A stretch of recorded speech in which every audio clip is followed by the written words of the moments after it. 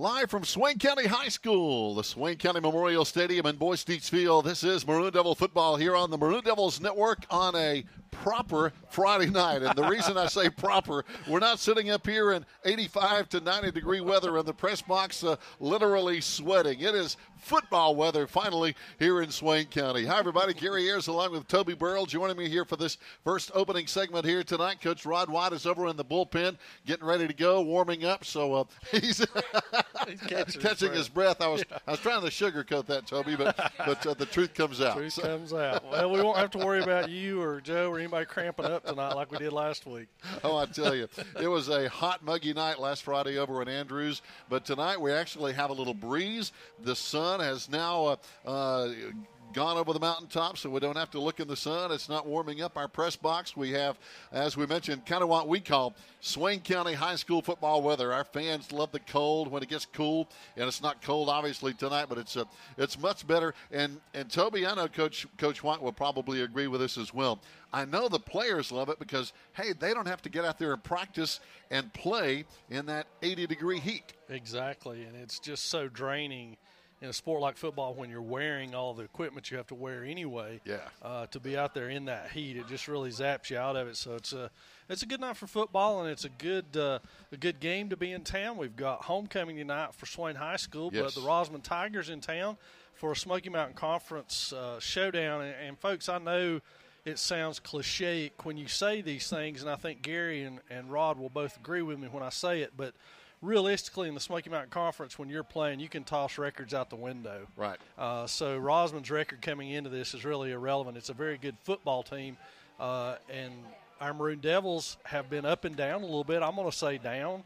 Last week wasn't quite up to par with the Cherokee game, so a little bit of fluctuation, which you can expect out of a young team. Let's be honest. Yep. It's one of those things where when you're young, it's hard to look at records, and you fall into that trap sometimes, and let's hope, Gary, that that's not the case tonight, returning back to Swain County Memorial Stadium. Oh, I think you're right. This is, as a lot of people call it, this could be a perfect trap game, and our Maroon Devils have to be so ready to avoid that with all the homecoming activities that have been going on this week here at Swain County High School. We have to focus on that. And one thing I've really saw improve, though, Toby, over the last 2 or 3 weeks, our running game is getting better. And as you know, and all our fans know, to be successful here at Swain County High School, with a couple of exceptions like the Heath Schuler era, the Jeff Maher era, we have to run the football to win, but our running game is getting better week by week. Well, I couldn't agree with you more, Gary, and I think that this young backfield tandem of Damian Lossy and Bryce Sane have really come into their own this year. Damian, actually coming off 2 consecutive 100-yard rushing games, has now taken over the lead rushing on the team, and between them, they're second and third in the Smoky Mountain Conference in rushing behind Anderson from Robbinsville. So that tells you a lot. Both those kids have over 700 yards on the season now. So it's hard, and I know Coach White will talk more about it, but defensively it's hard to gear to stop one without giving up something to the other one. So they've been dynamite over the last 2 games. And I'll tell you somebody else who's really helped that running game a lot, Gary, and that's Colby Taylor has really come on strong in the last couple of games. He had 70 yards last week, I believe it was, against Andrews, and had a really good game in terms of running the football. And I think what Colby gives is a good compliment to Bryce in that lightning and thunder type situation where Colby's a really tough runner, and where he and Hunter Burrell are at their best is when we're in the traditional veer backfield set where they can read that veer lane and do their thing as older players. And then Bryce and Damian seem to do a little better in the shotgun set. I think you're right. They're the speedsters. Where, as you mentioned, Hunter and Colby are more of a power type back. They've got that physicality and that size to run through people at times, and I think that really gives a great versatility in our backfield that really makes us better. And, you know, Gary, I think one thing that our Maroon Devil fans, if they've not watched on the Maroon Devil Network the last 2 weeks being away, is they're going to be surprised by the improvement Damian has in the passing game as well. He had a good game last Friday night against Andrews, threw a touchdown pass. Nice sliding catch by Gage Southers. Good to see him get involved in his first action of the year. I think he'll add a dimension to that receiving core that they've not had all year.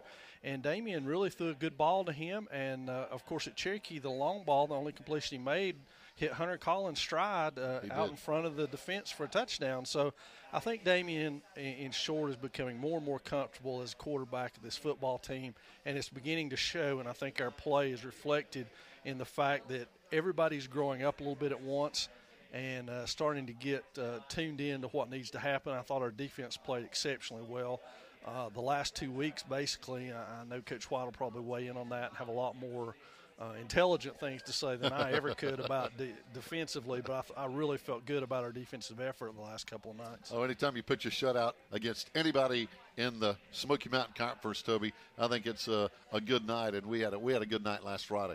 I would agree. Oh, no question. Fans, stay tuned. We've got a lot coming up on the pregame. We're going to hear from Coach Neil Blankenship. We'll have our player of the week. We'll talk about some stats, some other games going on in the Smoky Mountain Conference. All that and more coming up. But right now, let's break 2 minutes down the line for this timeout right here on the Maroon Devils Network.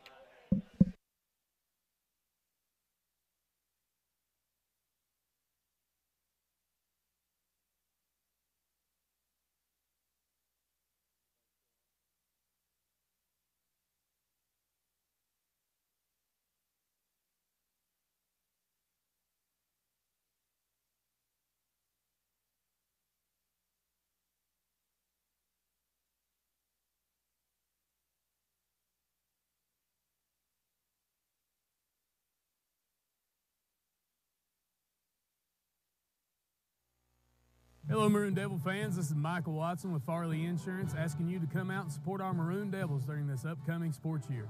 I know what it's like to wear the maroon and white and the dedication to excellence it takes to reach your goals. Like so many of the teammates I had the honor of playing with, together we accomplished some great things. I've taken the same dedication and lessons I've learned from the playing fields with me to Farley Insurance to become the best insurance agent I can be, and then some. Whether it's home, auto, life, health, business, or commercial, Farley Insurance is dedicated to making sure we take care of you and your family. Come be a part of the largest independently owned insurance company in the Smoky Mountain Conference, located at 264 U.S. Highway 19, Bryson City, North Carolina. Numbers 828-366-2555. Again, 828-366-2555. I'm Michael Watson with Farley Insurance, your hometown insurance agent. And go Big Maroon.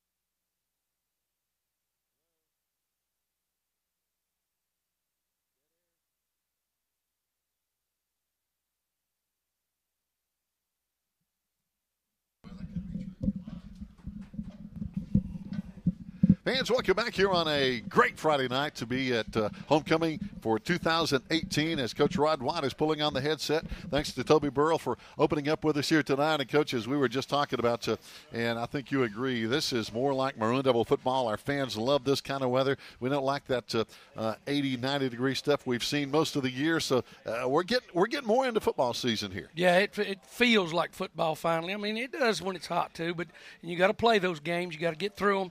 But this morning, it was so nice out, and I thought, I hope it's like that tonight, and we finally get to feel that kind of atmosphere anyway. Oh, no doubt about it. Right now, let's check in as we have Emma.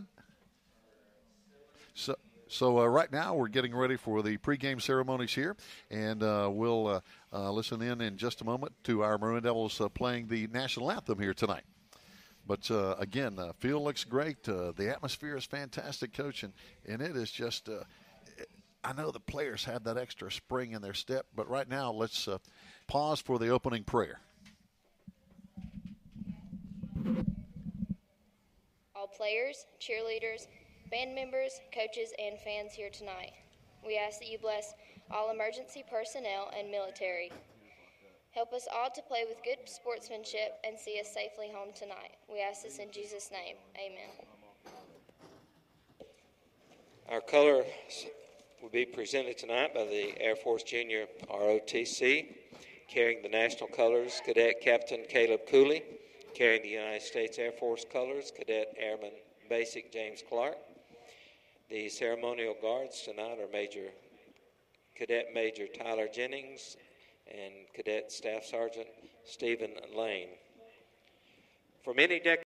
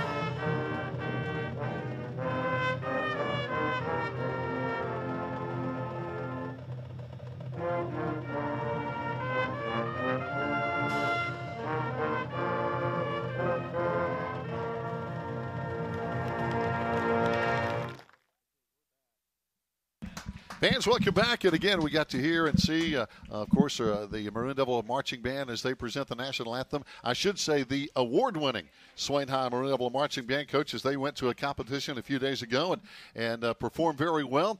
And we congratulate them on their success because, hey, just like football players and coaches, they put in a lot of time and a lot of work, and we saw it pay off for them. Yeah, I tell you what, our band director is first class, and she works those kids just as hard as anybody I've ever seen. I used to go watch them. Wow. Well, they'd have their summer camps, and I'd be up here mowing on the field, and I'd hear them start. I'd go down and take my lunch and go down there and sit her in the shade and just watch.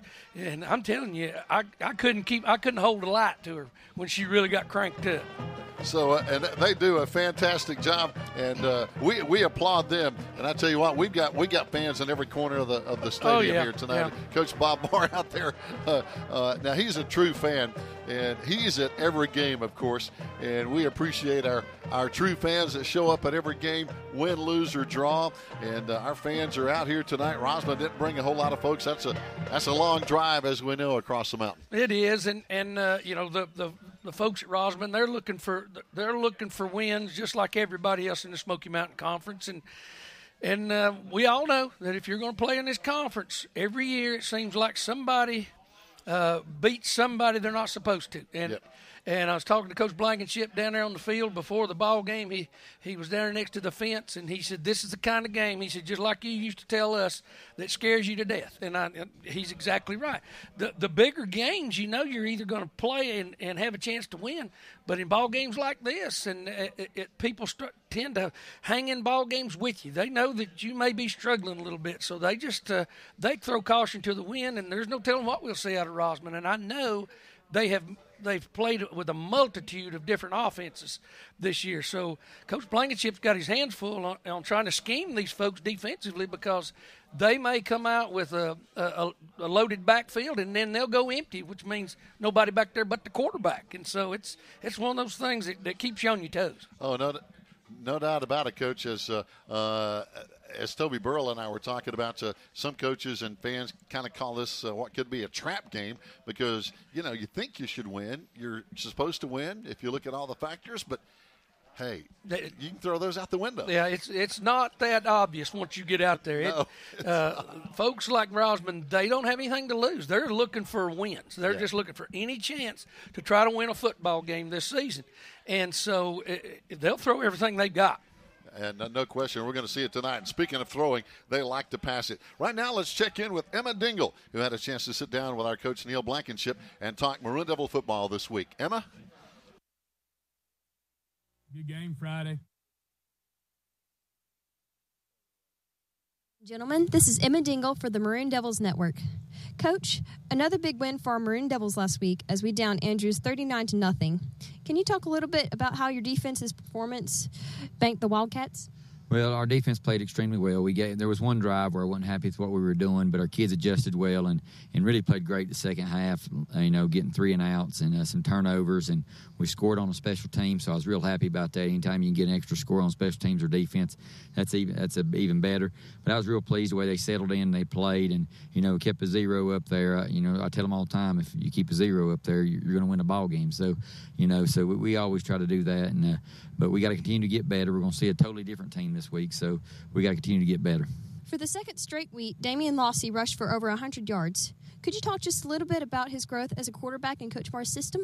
Well, he's done a good job of reading the offense that we do with him. He's got a lot of reads that we do, some in the gun, some in up under, where he's reading what the defense gives him. If they're going to take him away, then we give it to the back. And if they don't, then he reads that. And he's continued to grow as we go, and he's a great runner. He's strong. He gets extra yards, and, so he's done a great job learning the system and growing as a year as a sophomore. So we're real excited about where he is right now. This week, our Devils host Rosman in our homecoming game. How much will your team work to maintain their focus against a solid Rosman team? Well, Rosman's a scary team because they're a spread team. They got great athletes, so they can score at any time. They're a team that likes to put a lot of points on the board. They want to have the ball on offense, and they're a quick strike team. They're going to throw the ball downfield deep and throw a lot of screens, and so they're a quick strike team. So we got to make sure we keep their athletes contained. It's a lot of similarities in playing the Cherokee team, and what we saw with them is what they do. So we're going to have to be good tacklers. We're going to get off blocks and keep them off the field, and our offense do a good job of driving the football. As always, it's been a pleasure to talk to you, Coach. This is Emma Dingle for the Maroon Devils Network. A lot to Emma and Coach Neil Blankenship, and he's right, Coach, when he talks about their quick strike. Their quarterback is one of the leaders in Western North Carolina in passing. He's passed 210 times, had 124 of them, 6 interceptions, 11 touchdowns for over 1,400 yards. So they are not bashful about throwing the football. No, and Coach Blankenship, I think, summed it up right there. They're a quick hit offense. They'll get out there and they're not expecting to drive the football up and down the field on you. They're looking for that one big play, getting somebody out here in the grass to a wide side of a field, one-on-one with somebody else, make them miss, and score with the football. And it's a whole lot like what Cherokee did to us up there. They were one-play wonders up there that night. And just when we think we had them down, bam, they come right back in one play many times. We kick off to them, very next play, touchdown. And it was when we could hold them and keep them and make them have to drive the football, they made enough mistakes to beat themselves, and we were able to capitalize on them. Yes, we did. Coach, one thing I was talking to Toby about that I think we've really improved on, and we saw some of it last week, our running game just keeps getting better. We had 303 rushing yards. Damon Lossy had a second straight 100-yard rushing performance. Colby Taylor had 90 yards on 11 carries, had a couple of touchdowns. Bryce Sane, 77 yards on 10 carries. But our running game and the way Damian Lossy runs this offense keeps getting better every week. I'm telling you, early in the season, you could tell it was just one. It was one of those things. He was going to have some breakout times. And there again, I think at Cherokee, he'd been playing pretty darn good all year long, but he was making just those enough mistakes and maybe mishandling the ball that you got to eat with all these young quarterbacks. You've got to be able to kind of find a way to overcome those things. And when we didn't turn the ball over and didn't stop ourselves, Damian's been putting on a show. And I think they found what he can do, and they're capitalizing on it and letting him do it and not ask him to do more than what he can do. But he's finding every game, it looks like to me, more and more things that he can do. He's getting better every week it just looks better. Fans, stay tuned. We've got kickoff coming up at 7:30. It is homecoming tonight. We'll have an extended halftime show with homecoming, and we'll have all that live for you. But right now, let's break 2 minutes down the line, and we'll come right back here on the Maroon Devils Network.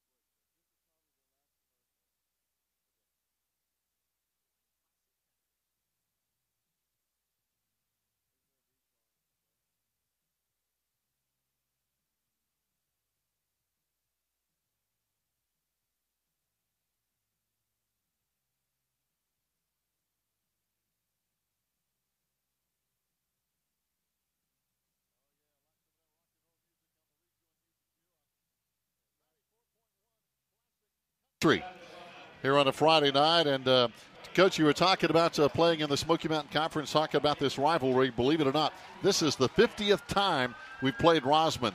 Our Maroon Devils are 43-5 and one tie. Talk about an edge in 49 ball games. That's a lot. Yeah, and it goes back to the days of old, and going over there, and especially when Coach Jim Fox was there. It was it was always enjoyable playing him because he was a class act, and his coaching staff were, and they were tough. They were tough back then, and you didn't always come out of there with a win, but you can't. It didn't matter how good they were. You would realize that you'd been in a football game when you left there. Oh, no question. They were outstanding and played tough. Fans, stay tuned. We're going to come right back and kick it off after this 2-minute timeout. Keep it right here on the Maroon Devils Network.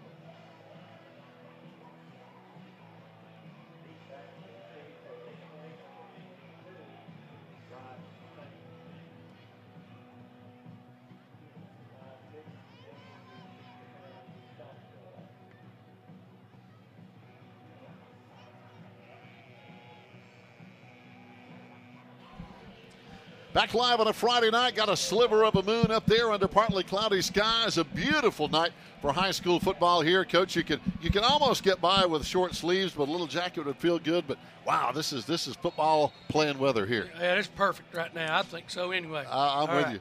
Here we go. Kicking off now for the Rosman Tigers is going to be Brendan Chapman, and he's going to try an onside kick on the first play, and they may have it at the 48-yard line. The ball is loose. Let's see who has the football. We had one of our guys down there, Jesus Saza, down there around it, but they come up with the football. Yes, they do. Number 6, that's Gavin Rutledge. And, Coach, that took a lot of gumption, but they pulled it off on the first play of the game. Gutsy call by their coaching staff to try to, and the ball didn't make it 10 yards, but we went across and touched it.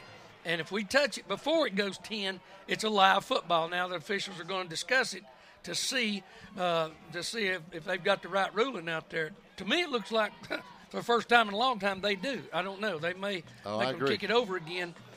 But Coach Blankenship's not right. No. Well, they're going to say it didn't go far enough, so looks like we may. Well, let's see what we're going to do here, guys. Yeah. I don't think they've decided yet. Or it may be our football, which would be even better. See, somehow I don't really know exactly how that happened, but we'll see. We'll get maybe. We won't get an explanation, but Coach Blankenship's getting one. That now the referee says Rosman football. Yeah, that's what it really was. I mean, yes. It bounced off of us from what I could see here. It did. And Rosman got right on the ball. So. Yep, we had our number 80, Jesus Saza, around the football. We didn't pull it in.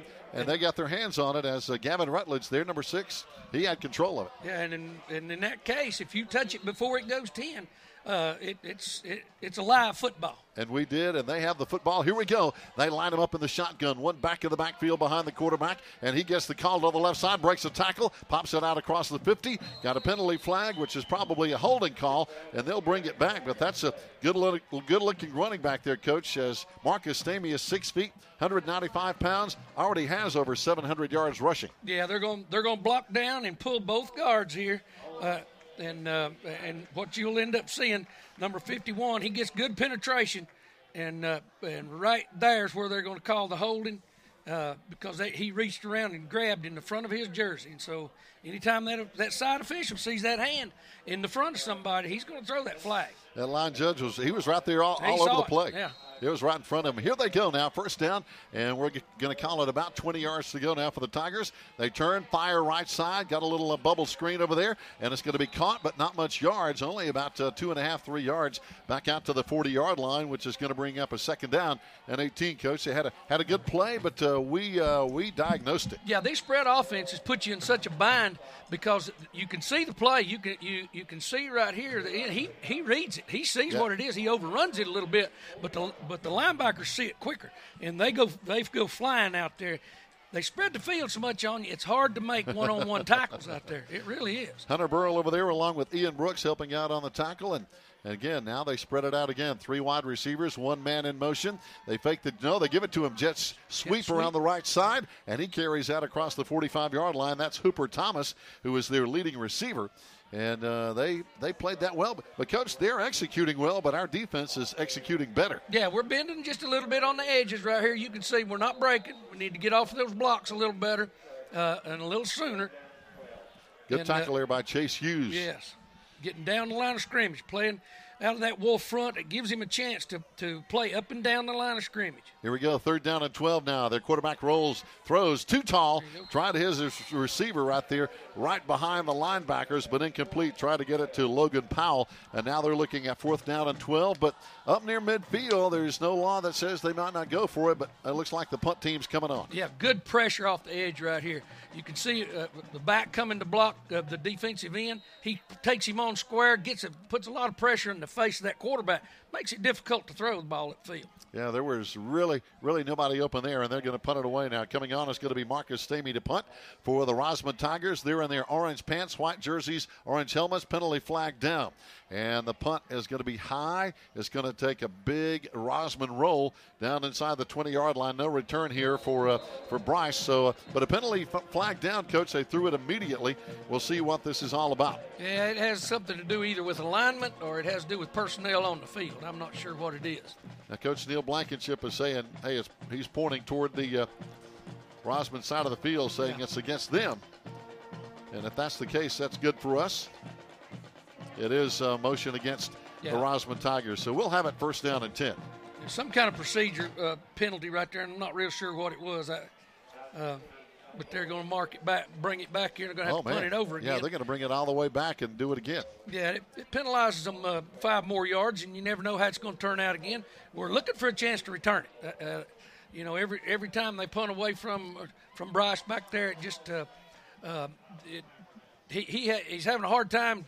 They're punting away from him. They don't want him to handle the football, and we've seen it week in and week out. So these punters who can directionally punt it pretty good, then they're trying to keep it away from him. They are. The kickoff teams are doing the same thing, Coach. Nobody kicks it to Bryce anymore. Well, it's wise. They will on occasion, but. Big rush right up the middle. We almost got it. It's going to be high, but very short. It's going to hit at the 43-yard line, take a Maroon Devil bounce. It bounces backwards, but, Coach, we came hard and really put pressure on the punter. And because he shanked it, we gained because they had to punt it over again almost 20 yards. Almost 20 yards of field position just by making him punt this ball over again. Outstanding job. And, again, instead of having it down near the 20, now we've got it up at the 47-yard line. First down and 10. Much better. Here we go. Got Twins out to the right side.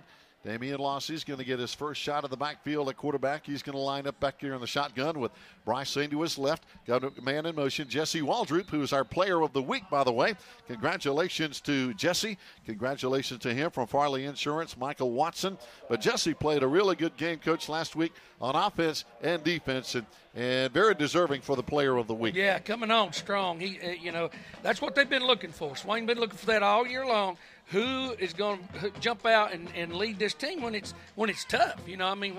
When things have been going against them so much over the first part of the season. Jesse goes in motion, the senior. Back to throw now. This time it's going to be Damian Lossey. Throws this one up. Too much air into the ball. It's picked off down at the 17-yard line. That ball just hung up in the air too long, and Samuel Chappell, their senior defensive back, comes up with the pick. Yeah, it was a jump ball. Threw it up there for a jump ball. Damien, it looked like it come out of his hand funny. I'm not sure. I don't know whether he really got all of it underneath that he wanted to. The ball just kind of hung on him there. And Rosman makes a heck of a play. They got safety coming over. The corner was with him pretty much step for step the whole way. And then at that point, it just becomes a jump ball. Double coverage down there as well. Now Rosman has the football back inside their 20-yard line. Can we pin him back as they have 4 wide, as he's going to be in the pistol this time, turns and hands off to his back, and he runs into a bunch of Maroon Devil jerseys. Again, Marcus Thamey, good size, 6 feet, 195 pounds. Football, yeah. But man, he got hammered and the ball popped loose. Well, see, and they're not able to block that 3 front the way they're wanting to block it. We were moving then, and you can watch the helmets go into the gaps right there. And as he runs upfield, Brown's there, and then boom, right there, he gets popped, and the ball pops right out. And it don't get no better than that at the line of scrimmage. Wow, outstanding play by the defense. Nick Millsap's in there, Nolan Brown in there, and among others. And now we have it inside the 20, inside the red zone, first down and 10. We run to the left side. Here's Bryce, pops it outside, down to the 9-yard line. That's first down and goal. Jacob Langston, that may be the best block I've seen him throw all year long.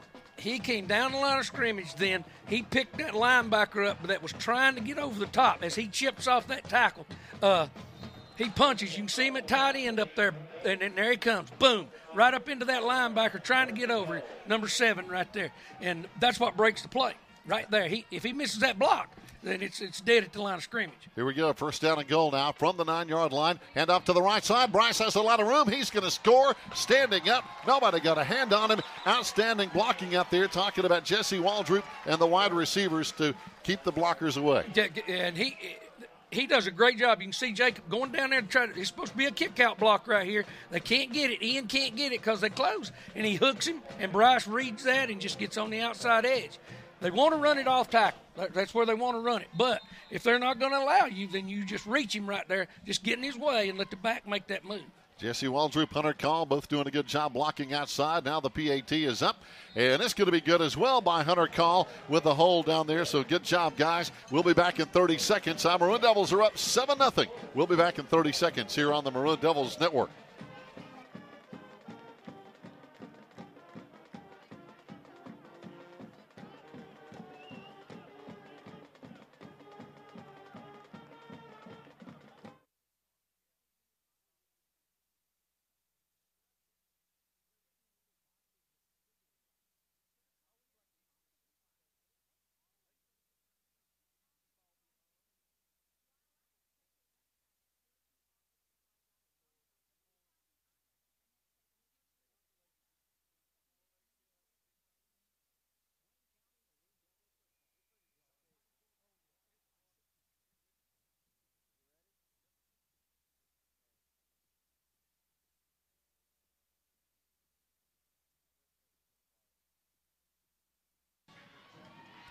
.38 to play here in the first quarter. Our Maroon Devils draw first blood with a 7-0 lead now as Hunter Call will kick off from our 40-yard line, of course, and a good kick. Going to go all the way back to the 10-yard line. He pops it up and gets the handle on it. Runs right, tries to turn it upfield, and there's a great open field tackle. Talking about Jacob Langston. This man's ready to play. He has come on in the past week. I think earlier in the season he was a little bit cautious about things. He's kind of thrown caution to the wind. His technique's gotten better and better every week as a defensive player, taking on blocks, pass rushing, playing the linebacker position out of that wolf front. That takes a lot. You got to really take your hat off to him for doing that, offensively blocking, and then being on special teams, running a ball down like that, just getting to it. All that's pure hustle. Well, he ran that one down, and here comes Rosman now. They line up with their two regulars in the backfield, quarterback Luke Stewart and running back Marcus Stamey, a couple of seniors who lead this team. They fake the handoff, throw it to the left side, got their man, short gain, out to the 25-yard line. We'll call it a gain of almost 7 yards, just across the 25, Coach, but well-executed play. Yeah, Thomas Allen just about gets there in time. It's one of those things, it's a bang-bang play. He's coming off the edge unblocked, and, boy, he come a hair being able to cause that ball to pop straight up in the air. So now we're looking at 2nd down and 3. Rosman calling the play at the line of scrimmage as, again, the quarterback, Luke Stewart, giving the signals to his backfield mates. They fake the jet sweep this time and run a counter to the right side. But again, our Maroon Devils are all over it. Charlie Lambert turned that play inside, and this running back had no chance. No, and he's strong. He was pulling out of the grasp of two of our tacklers, and as we were trying to get a handle on him here, they're trying to run the same play they started the game off tackle. We don't allow it to happen, and as we're pushing him more and more towards the sidelines. And then the smart one is this corner coming up here saying, that's far enough. That's Jesse Waldrop. Again, our player of the week, doing an outstanding job as Nolan Brown and Charlie Lambert tried to slow him down, and those guys came up with a hit. They want to throw again. Firing right side, got their man. He's tiptoed out of bounds right there on the sticks. They'll probably give him the first down at the 29-yard line. It's awful close. We'll see. Well, he might have stepped out too early. Yeah, he may have. Our corner dropped there and fell down. And that's always a danger on these short routes. Sometimes that happens, and because he's trying to get his depth. He don't want to get beat deep early in the football game, and sometimes you got to eat some of those plays right there. And it is going to be enough for a first down. He just got outside the stick. First down and 10 with 8:15 to play. 7-0 Maroon Devil lead now. Again, the Wolf front here as they hand off and run to the left side. Got some numbers over there, but our numbers are bigger and better. And there's only a gain of a couple. 2nd down and almost 9 coming up again. Charlie Lambert and company along with Ian Brooks. And Jacob again. And Jacob. Now, Jacob plays this thing as well as you can play it. Chips off the inside, gets his head on him, and makes the initial contact, and he's always trying to pull him back. Well, he does. He gets after him. And I tell you, they run into big Nick Millsaps. They don't go far No, either. It's hard to block him and Brown up there. I tell you what, they're a load. And if they come off the football the way they're capable of. And here they come right to the left side. This time they get outside on us a little bit. Ian Brooks following on the play and doing a good job. But they looks like, wow, Coach, very close to a first down, but just about a half a yard short. Yeah, they run that off-tackle play again and kick us out here on the edge. And we don't get a good push-up field from the inside, and he cuts away from Ian, and linebackers have to come, and the secondary, free safety has to come up and make that play. Good hustle by Bryson and Hunter Burrell now as the Rosman Tigers are looking at 3rd down and 1. 7 minutes left to play in the first quarter. We lead 7-0. This time they have 3 wide and a staggered backfield, and they're going to run the Wildcat out of the backfield. And the Wildcat, I don't know if they got that first down or not, Coach. Coming out of the pile with the football over there is Thomas Allen, but I think it was blown dead. I think the ball went on the ground. I'm not sure. I think it went on the ground, and none of the officials expected it, and we didn't get the call right here. Wow. Yeah, I think it's out right there. Because he came right out with the football. Yeah, it looks like he just kind of stole it away from him and stripped it out. Yeah. So it was a judgment call, another one of those bang-bang plays. 4th down now. The Rosman's going to keep the ball. They're going to go for it. They give it to the quarterback, and I don't know if he got it. If they spot it where the line side judge is over there, it's going to be a first down, though, Coach, I'm afraid. He might have got just enough. The head lineman says he's got it, so he's the one that counts from that side over there.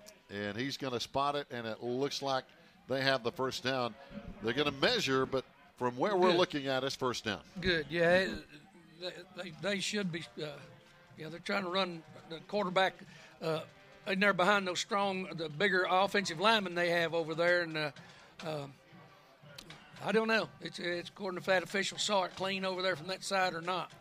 And they have some size, too, Coach. Talking about Grant Dobson, number 65. He's 6'4", 250. So they have some beef up front, and it is a first down by the length of the football. Yeah. So the Tigers keep this drive alive. Yeah, they're pretty big over there. They load up over there, and it's their initial push off the ball. You've got to really stick your head in there to try to keep them from try to keep yourself from getting knocked off the football. Again, they have some good size over there, and they run right behind it. So let's see if we can counter that as they don't use the tight end a whole lot. They run the wide receivers, 4 wide receivers on this set. One back in there behind Stewart, the quarterback. He takes the snap, wants to fire, but he's going to be sacked back at the 30-yard line. There's big Thomas Allen all over him up the A-gap. Yeah, they wanted to throw this ball out here in single coverage with the corner over here because they had trips to the wide side. You can see the quarterback.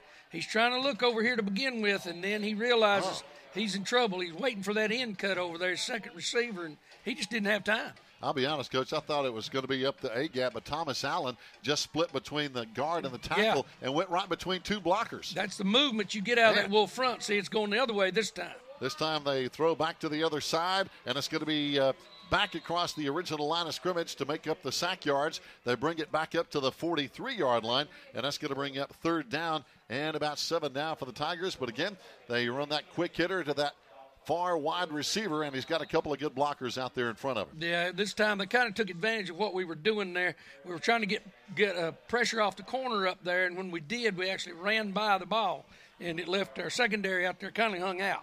Thomas Allen following on the play along with Ian Brooks to run him down, and there come the Tigers.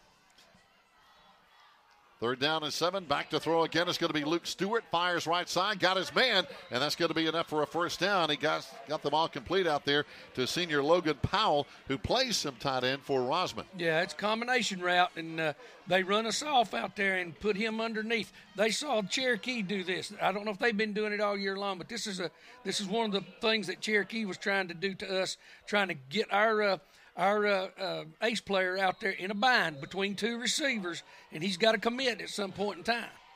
So now Rosman 1st down and 10. They're in our territory for the first time tonight offensively. 4:25 and counting left to play on a beautiful Friday night.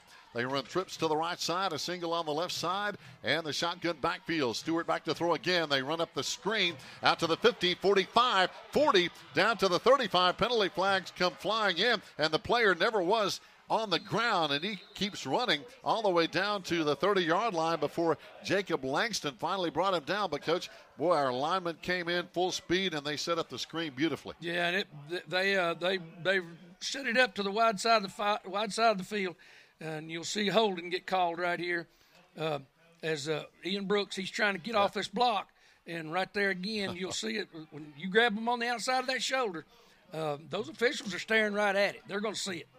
And good effort by their running back, who actually stayed on his feet, talking about Marcus Stamey. We thought we had him tackle. His knee never hit the ground. But there's a sideline warning. And now they're saying the sideline warning against Rosman. But they're going to mark this penalty off. That's not a warning. Yeah, the holding the penalty holding was call. there. Yeah, the warning. It was real. I don't know exactly which team was out on the field, but one or the other of them is going to get flagged. So now they are moved the football coach back to Rosman's 46-yard line. It's going to bring up a first down and about 18 yards to go. So Rosman now getting bit by the penalty bug. Will have 3 wide receivers. This time they do use a tight end as they run him over here to the left side, and they fake. Throwing back out here to that wide receiver screen. That's Hooper Thomas out there. Thomas, pretty good run after the catch down to our 42-yard line before Charlie Lambert and company combined on the tackle. Yeah, we're a little bit slow seeing it out here at this time. He pulls it. We don't have our shoulders where they need to be. We overrun the football. Right there you can see Jacob overruns it this time. Normally he'd been sitting in that seam, but he just overruns it. He doesn't know where the receiver is. He just sees the ball, and that time he just got too much whip. Charlie Lambert, Thomas Allen on the tackle. Now the Rosman Tigers with a big gain. 2nd down and 8 coming up. They're going to fake the handoff and throw over the top. Got their tight end again. And Ian Brooks and company coming up on the tackle again, along with Thomas Allen. But it should be enough for a first down, Rosman. Yeah, I believe it is. He made it to the 35. And, Coach, one thing we're seeing here from this Rosman offense, a lot of different looks here. Oh, yeah, they're formation crazy. They're putting them all over the field. And a lot of times, if you get to trying to play those formations, they'll take advantage of you. Sometimes it's better just to squat and wait and see what they're fixing to throw at you. Here they go. They run it right up the A-gap this time as holding his ground as big Nick Millsap's in there on the tackle. But, again, Rosman's offense very capable right now in the first quarter. Oh, yeah, they're moving the football. They're still looking for that big play. They want that big play. And it looks to me like they've settled down a whole lot from earlier in the year and deciding that if they can walk the ball down the field, they will. Now, earlier in the year, I know they took one on the chin when Robbinsville beat them 44-7. Robbinsville just ran the ball against them all night. Robbinsville had 291 yards rushing in that big win, and they just kept the ball away from this offense. And sometimes when you have a big play offense like that, the best thing to do is keep them on the sideline. It is. There's an old saying from years back, sometimes your best D is your offense simply by holding on to the football and driving. There you go. They can't score if they don't have the ball as they line them up again in the shotgun. Again, Luke Stewart, the senior, 6'1", fires left side, got his man, but he was on a knee when the ball got there, and that's going to be complete to Sam Chappell over there, another senior. They have a bunch of seniors on this Rosman team. Yeah, they're doing everything they know how right now. We've just got to step up here and find a way to make a big play out of this because they're being very rhythmic with it. They're not getting too greedy. I thought they'd be more greedy than what they are. And they're just taking their time with the football right now. This time they run to the left side, but they don't run over. Big 54, Thomas Allen is playing like a man possessed. Yeah, big play right there now because this puts them in a precarious spot right here. I'd say they'll go for it. I don't see any reason why they wouldn't with the ball in this kind of field position and the way they've been throwing these short routes. 4th down and 1 now at our 26-yard line. They're looking for the play to be called in from the sideline. They're going to line up with twins on the left side. One man in the backfield. Got a tight end here on the strong side right this time. And the Maroon Devils, a bunch of guys up in the box. Got a man in motion. And they're going to run that way, but they don't get it. Luke Stewart got hammered in the backfield. And great defensive line play right there. Now, nobody penetrated too much. They're reading that guard, those guards that are pulling. They bring their eyes back to the quarterback. They're all doing a great job in there. Millsap did a heck of a job just being there, just being in the way, finding the football with his eyes as he was reading that guard pulling. And there's 47 again, Jacob Langston. He's got a nose for the football. Yeah, I ain't even going to mention his name anymore. You just got to know he's going to be in there. Just about every play. Yeah, he's coming on. He really is. I think he's found himself. Oh, we got a new set here, the split back veer, as Damian's going to be under center. And he ends off to Bryce on the left side. Got about 3 yards out to the 31-yard line. But again, talking about running that football, as I mentioned, Robbinsville just ran it all over Rosman in that 44-7 win. We'll see if we choose to run that football. Of course, Coach, we're already up 7-0 here. Yeah, and having the ability to hang on to the football and drive, and us sustain a drive now. Because if you're getting the football twice in a quarter against a team that's like Rosman hung on to it that long, you're doing good. Oh, no question. As we Great run to the right play. side, here's a That's it. big run into the secondary. Is going to be Ian Brooks. His first carry in a while, but Ian makes it count all the way down to the Rosman 35-yard line. Just a straight veer dive play like we ran a minute ago. This is to the tight end side. That's the outside veer. There comes Langston blocking down. There's your running lane. Nobody can get there fast enough. They bit on the line of scrimmage, and they get blocked. And a good tackle breaking run by Ian. With that could be, well, we're going to run one more play before the first quarter is over as we lead 7-0. We're going to look at possession time, but I can imagine Rosman has dominated possession time, but our Maroon Devils have the score. Outside veer again to the other side. Here's this Bryce. time to Bryce. Pops it outside, gets a block over there down the sideline, and he's going to take it all the way to the house. Talk about a great block on the sideline that made that touchdown. See, we put twins over there with the tight end. Bryce Belt blew an ankle out right there on the pylon. But you'll see Langston blocked down. He and the tackle. The tackle's got him. He's on up on the linebacker. The defensive end is unsure about who's got the football, so he hesitates. And good block out there on the edge. Wow. Yeah. Great block by Hunter Call, who really sealed that touchdown. It was. And Bryce just outran 25, who had a chance, Lance Stewart. And the point after touchdown is going to be up and good. And we'll keep it right here. We have 5 seconds to play in the first quarter with a 14-0 lead, Coach. And again, an outstanding job on 2 veer plays. Yeah, and they just went right back to it, saying, we can run out of the pistol set, but we want to run the veer. They've got people up there right now that understand it takes a while, man. You can't just come out there and run the veer. Everybody thinks that kids are born running the veer. It takes discipline. It's a very disciplined offense, and you go back to the old. We talk about Coach Fox from Rosman. Right. He ran the veer till your nose bled. Yeah, that old triple option. And you were lucky. He ran out of the wishbone. Yeah, out of the wishbone. You were lucky to get the ball one time a quarter, because he kept it and just pounded you for 3 and 4 yards a pop, and he might throw it twice a game, and that was it. But when he threw it, he meant for it to be a touchdown, so he'd hang it up. And when his son, Eddie Fox, was at quarterback, he ran it perfectly. Oh, yeah, he was scary. He really was scary. Here we go. We're going to kick it back to Rosman now with 5 seconds to play in the first quarter. And the Maroon Devils up 14-0. Short kick, and this is going to be going out of bounds. And so we'll come back in just a moment, and Rosman will run a play. But, Coach, right now our offense doing what we've got to do. We've got two touchdowns on the board. Yeah, they're really not able to stop us. And especially now that we're running that veer out of different formations. We run the weak side veer a couple of times.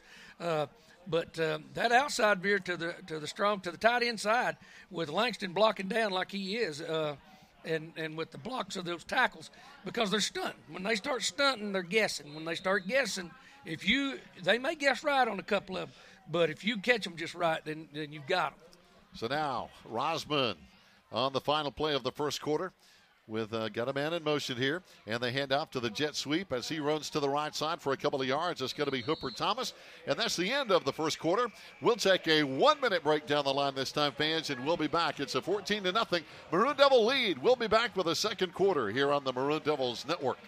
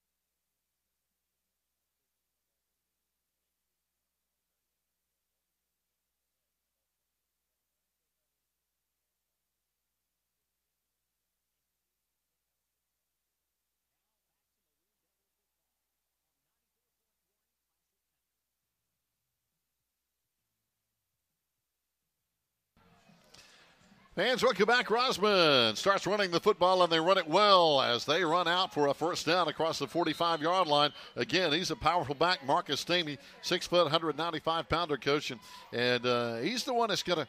You gotta keep hitting him all night. Yeah, they got us blocked that time. That's all there was to it. They set that thing up just right.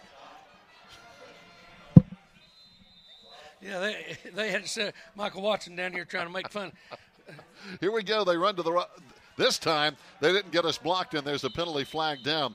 But, Coach, some other games coming up tonight of the Smoky Mountain Conference, of course. Our game, a big one. Andrews is playing at Cherokee tonight. Murphy is playing at Hayesville. And the Hickory Hawks playing over at Robbinsville. Now, of course, we're going to be over at Murphy next week. So that's going to be a big showdown. Yeah, it is. And I think we've got either a face mask right here. I don't think it was a late hit of any kind, but it must have been a helmet. A helmet. Grab a hold of his helmet, face mask, or something on his shoulder pads. Anyway. Here we go. Rosman first down and 10 at our 38-yard line.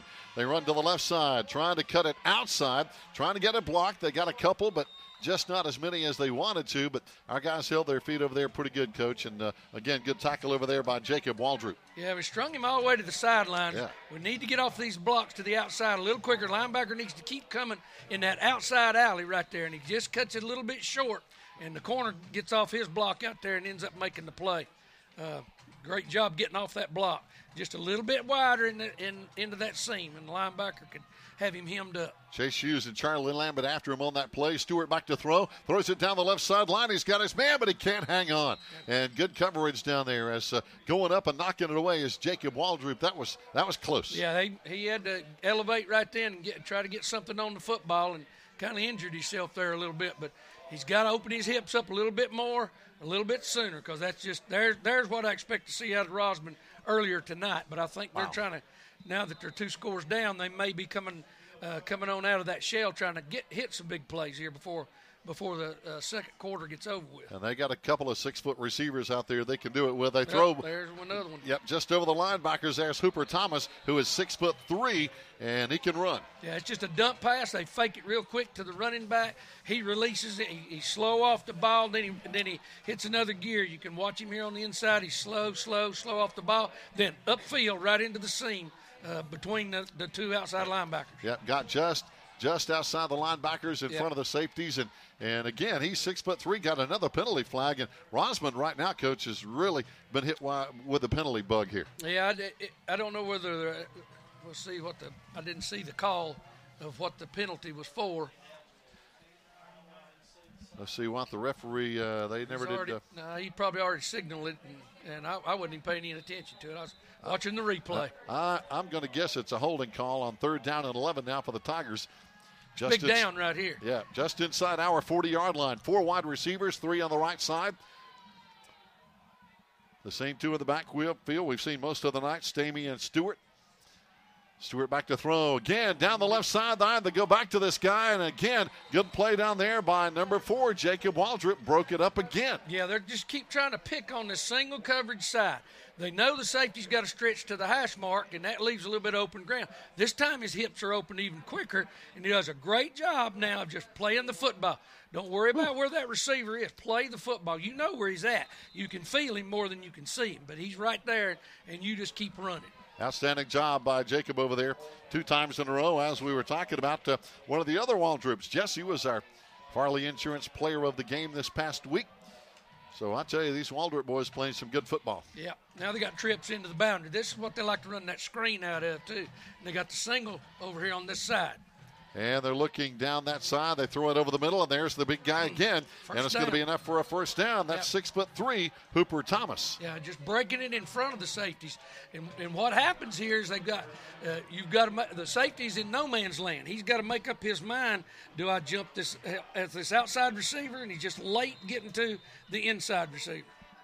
So they, again, as we mentioned a moment ago, they run a lot of sets. They really try to confuse your defense. Here's a different set again as they run to the left side. Handing it off to the big guy in the backfield. He's got some blockers out in front of him and just more numbers than we had over there for a moment, Coach. That's exactly what happened.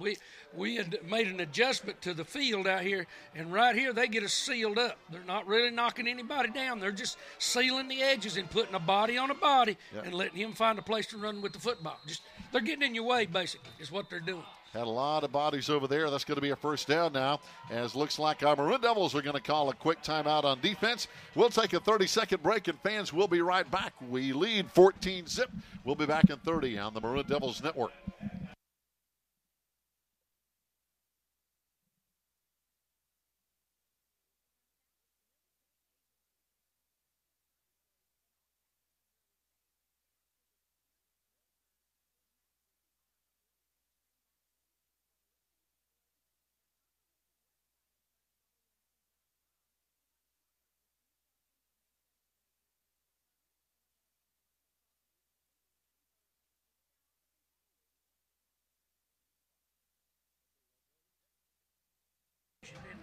Then adjust.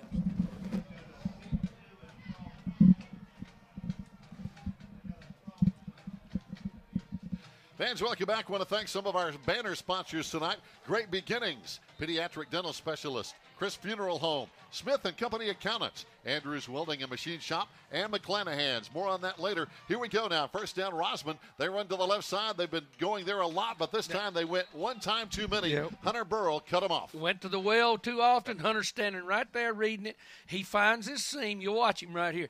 They're going to try to get the block on the edge right here and seal that edge. Now, he comes in the inside seam.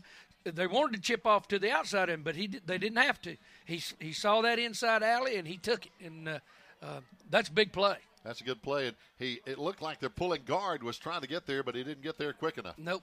And it's dangerous when you do that because a lot of times they can beat you to the edge. Here they go this time. Out of the pistol, Stewart rolling to the right side, looking, firing, and a lot of people in the end zone back there, but not where he wanted to go, but nobody where he was trying to get it to the receiver. We have real good coverage out there. Yeah. The corner opens his hips up. He's pulling across the field. You see the safety in the middle of the field. Now he's got to make an adjustment. He can't throw it this out right here, or it's going to get picked off. So, right here was his open man, and he missed him. Yeah. He was trying to get it over there to 24, Brennan Chapman, who had a step on the inside, and that could have been 6, but it didn't happen. So now our Maroon Devils has Rosman looking at third down and 13. Line of scrimmage at our 15-yard line. Stewart back to throw again. Timing pattern, corner of the end zone up for grabs, and it's going to be knocked away. I think somebody had it momentarily, Coach. We had 2 defenders over there, and they had a receiver. Somebody had their hands on it for just a second, but didn't come down with it. Yeah, he did a great job of playing the ball right here. That's Daniel Ammons over there. Yeah, turning his hips right here. He knows where the receiver is. He doesn't have to face him. And going up to the peak. Wow. Momentarily, he had the ball. He had it. When they hit the ground, it popped out. So just still a great play. That's a great play. That's all you can ask for from a corner is to go up for those jump balls. And there again, they're trying to find that one-on-one coverage where they think they can get the ball over the top. Now Marcus Stamey is going to try a field goal. This will be a 32-yard effort. It'll be from the 22-yard line. Now they blow the whistle. I think they're going to call a timeout.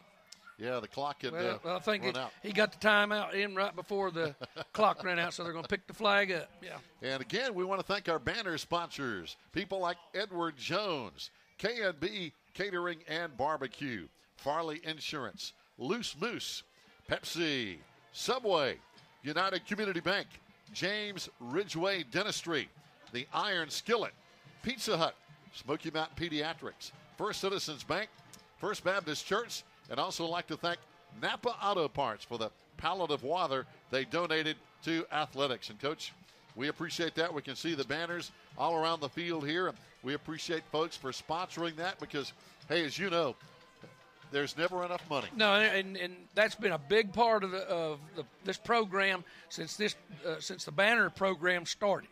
And it's big. It's huge. Yeah. it really, really helps year in and year out of the day-to-day workings of an athletic department, and things don't get cheaper. Oh, they Footballs don't get cheaper. Volleyballs darn sure don't get any cheaper. Baseballs, softballs, all of it. Track uniforms. Man, this stuff is expensive. Oh, it is. I mean, I'm just guessing now. Helmets, I'm guessing, are what? A couple of $100? Oh, yeah. At minimum, when I left here, they were getting up $210 a piece for a decent Rydell helmet. There you go. Here we go. Now Rosman's going to try for it on fourth down. They throw over the middle, and it's going to be too tall. There's contact in the end zone, but an outstanding job defensively as they try to get it to the tight end. But there is outstanding play by the safeties. Yeah, over on downs, and that was a great play in the middle of the field. You knew they kind of had to take a shot at the end zone for this thing because, you know, they inside the 4-yard line. It's hard to time a pattern there. But again, outstanding play coming over there. It looks like Bryce Sane broke up that play with a great play. He was right where the ball was going to be and right where the receiver was going to be. And the tight end wanted interference. The official was right there, didn't buy it at all. It's Maroon Devil ball. Here we go, first down and 10.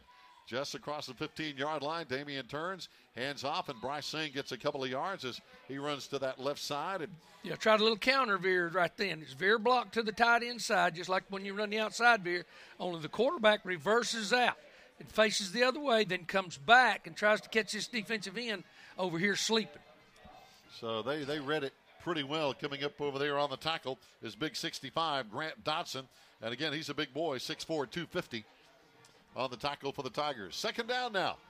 And we need about 8 to go. Got 3 wide on the left side. Damian turns and hands off again to the left side. Not much there, as again, Rosman is all over the run by Ian Brooks. So, but Rosman again trying to make it tough in the middle. Yeah, they're not giving up any ground there, and some of the veer blocking has given them a little bit of problem, but they'll make adjustments, and their players they won't keep making the same mistakes over and over.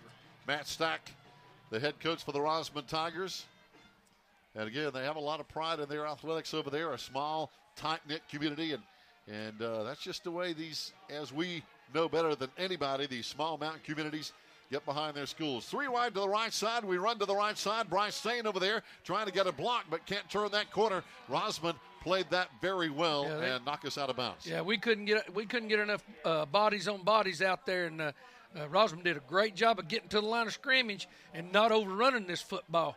The blocking scheme is sound, but they just do a good job right here at the line of scrimmage, and it looked more like we were going to try to kick him out and run the ball up inside there, but Bryce chose to take it outside, and they were waiting on him. Brennan Chapman, number 24 for the Tigers on the tackle. And now on fourth down and 5, we're going to punt it away with a 6:49 to play in the second quarter, but we lead 14-0. And this punt is going to be high but very short. It's going to go out of bounds at our 35-yard line. Tough break for the Maroon Devils over there as Damian Lossy, I believe, was actually the punter on that play. And he shanked it. His toe got his toe up too quick or something, and caused the ball to flip backwards and just keep turning that way. So now with a first down and 10, Rosman in our territory again, but they've been here now I think for the third time tonight. But Coach, they still have nothing on the scoreboard. Yeah, they kept it down here this whole second quarter, and it's been we've got to find a way to change field position on them, because you leave them down here on this end of the field long enough, they'll find a way to get it in there. Here they go, lining up this time. Quarterback is going to be in the – now he gets the shotgun, got a man in motion. Flag is down on the play. I think they were moving a little bit. They run to the left side, and the receiver with the football has a good run, but it's probably going to come back. It's going to come back. Yeah. I think he was moving either to the line of scrimmage or two of them moved simultaneously. And if he's moving to the line of scrimmage as the ball's being snapped, then that's a penalty. Well, you can see the linemen dropping their head coach, and they know they did their job. Big Caleb Four, who's 6'3", 285, and again, Caden Smith in there.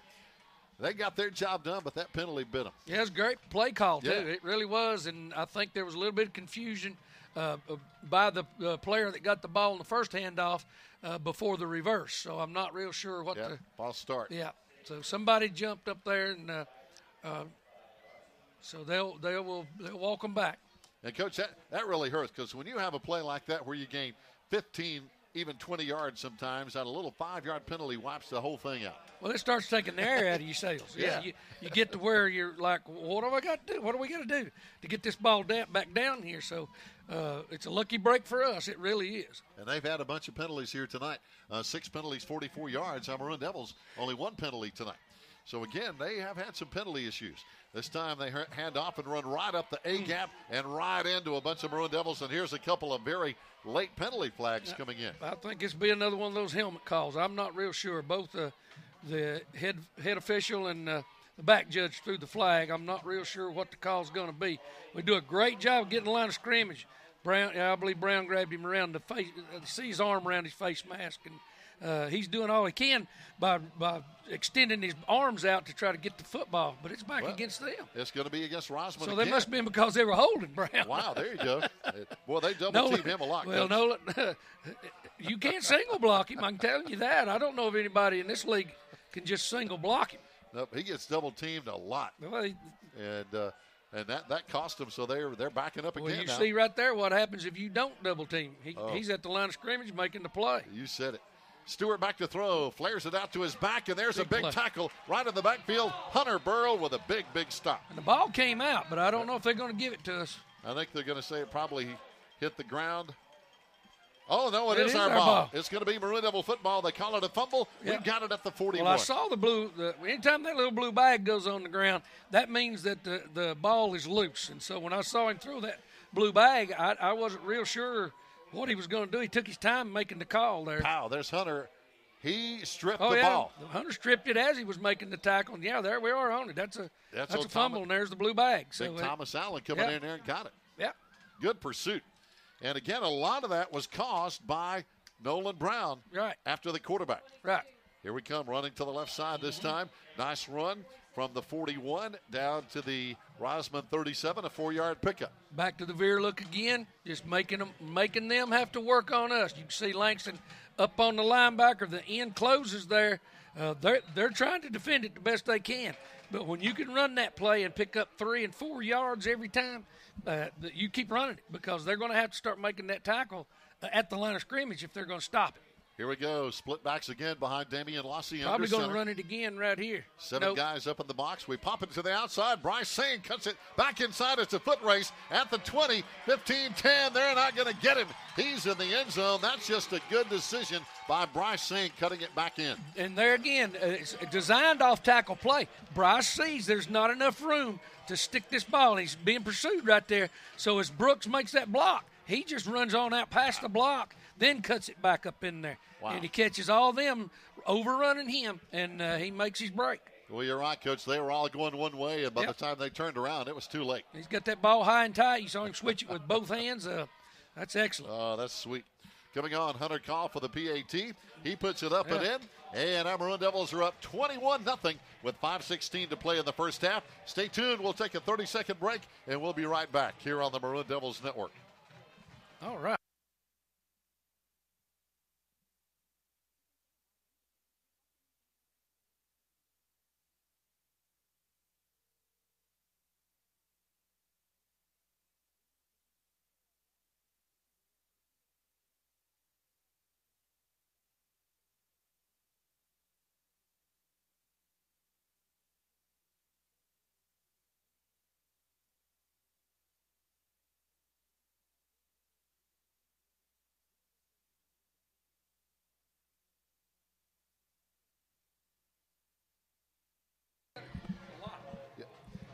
Fans, welcome back here on a Friday night. The Maroon Devils in control right now, 21-0. Last year, when we went across the mountain to Rosman, we won at 49-14. And as we mentioned earlier, this is the 50th game. This is one of the schools we've been playing for a long time. In 49 games, our Maroon Devils are 43-5-1. Let's see if we can make it win 44 tonight. Here comes the kickoff from Hunter Call, and it's going to be picked up at the 20. They run it back the other way. Trying to get a block or two. The Maroon Devils pretty good coverage. Stretch it out. And we knock him down at the 30-yard line. Coming up is Jesse Waldrop on the tackle. And there's another yellow flag. Yeah, let's see what that is. That's behind the ball. And generally that means that somebody was blocking somebody behind the ball. And invariably it's a block in the back.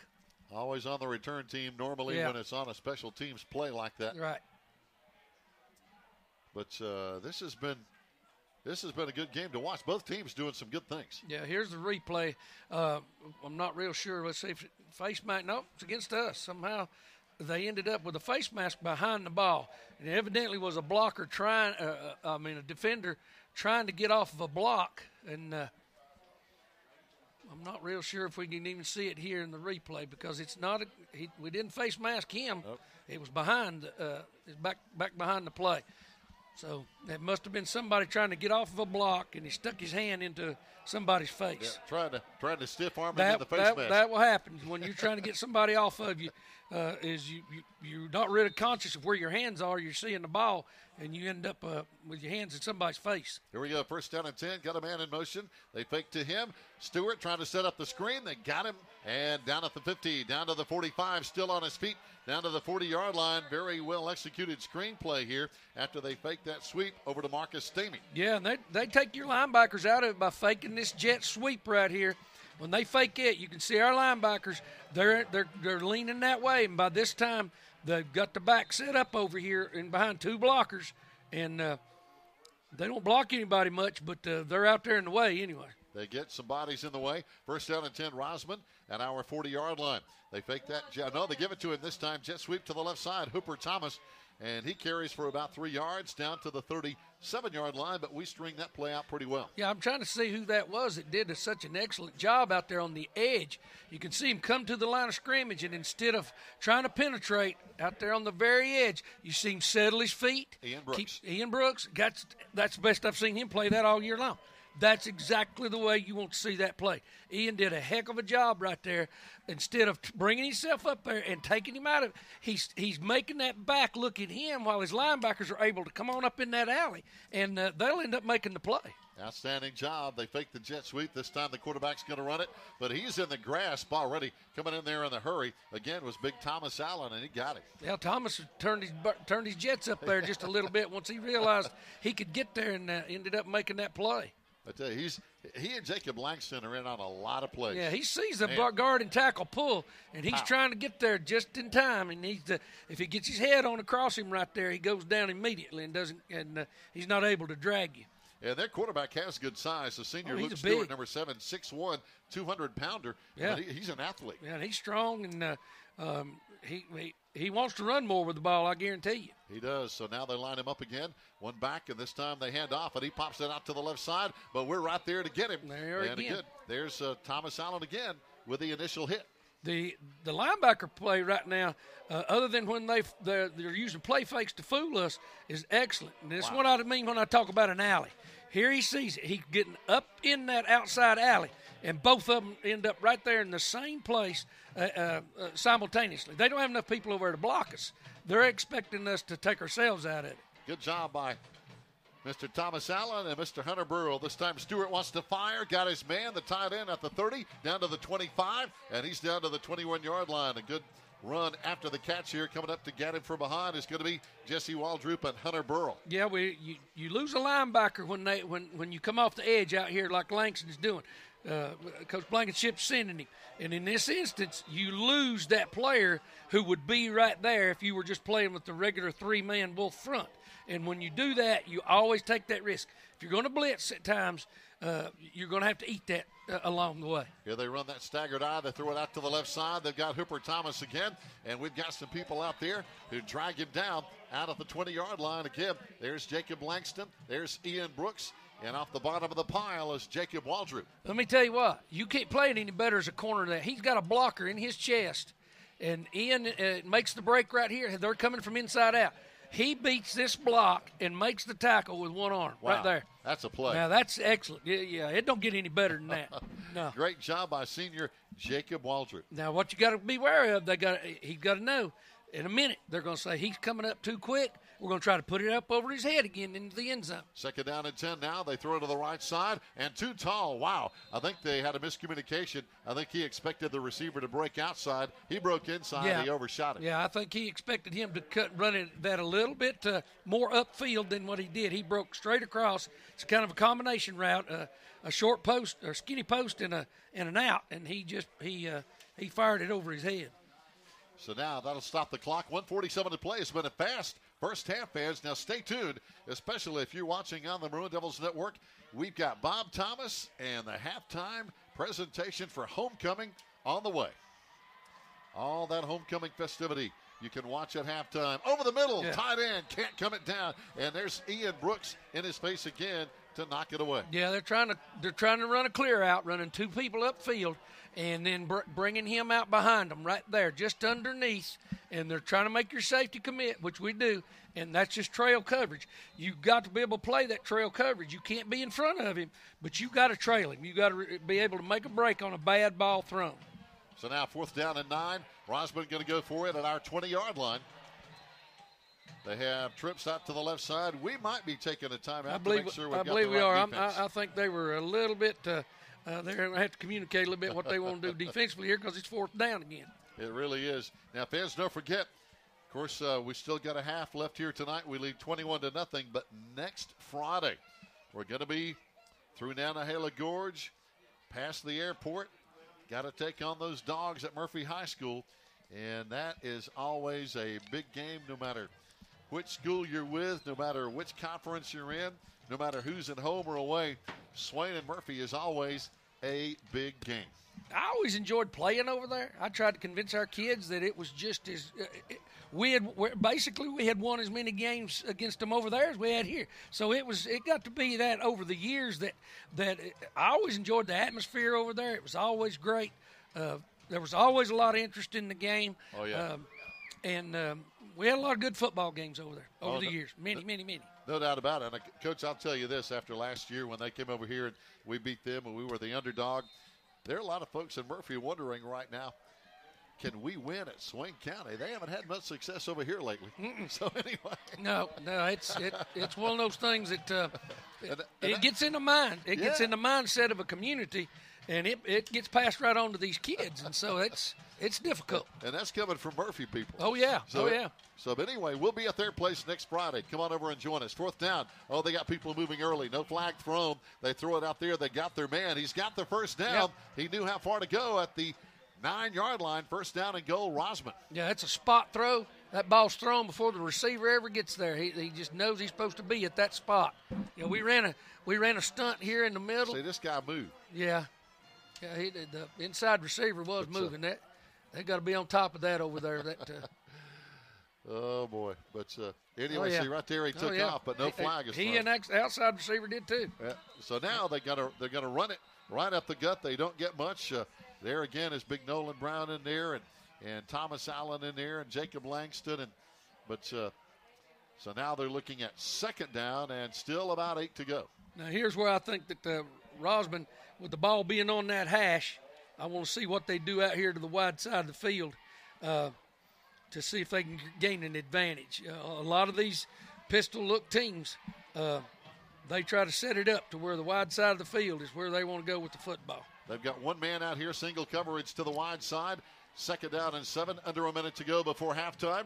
They're trying to get on the board. They threw it right over the middle, and it's through the hands of 2 receivers. They tried to hit one man short, and it almost got to the man in the back of the end zone. Yeah, Coach. It looked like 3 or 4 different people touched this football before it got there because he zipped it in there, and there's one receiver, then off him, then off through that one. I thought we may even got a hand in there.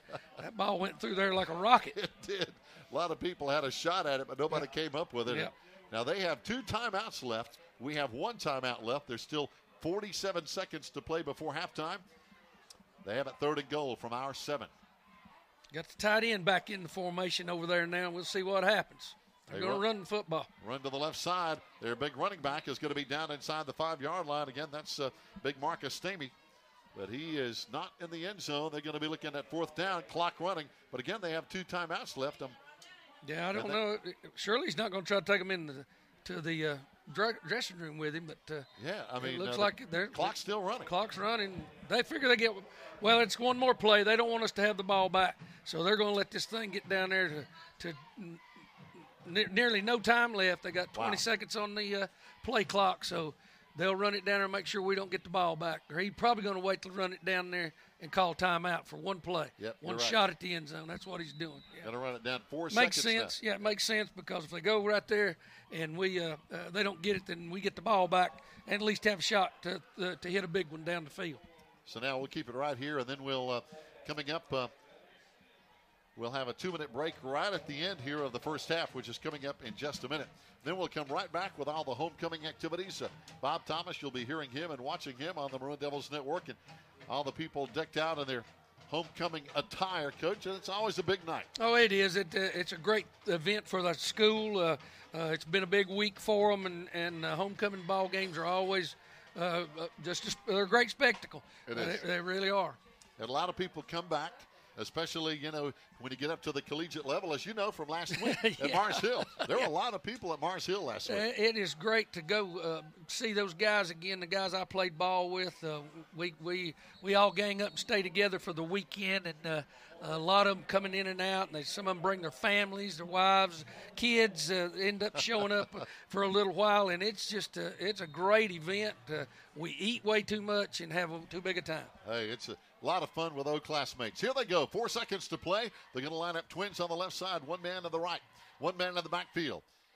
And he's going to get the snap, and they run a reverse, and he's in trouble. He's hit once. He bounces off, breaks another tackle, still trying to get in the end zone, and he finally does. Yep. Wow, that's outstanding running by number 1, Hooper Thomas. Coach, on the final play of the first half, we had a shot at him but couldn't get him. Yeah, we just did a poor job tackling. Yeah. Great play call on their part. We've got him pretty much defended over here. We're overrunning right here, and too many arm tackles. People trying to make arm tackles, and we're just not doing a good job of getting our body to his body. And out there, they get a block on us. And there again, arm tackling, and they get in the end zone. So again, just an outstanding run by Hooper Thomas, making people miss, breaking tackles, and they're going to try for the PAT here.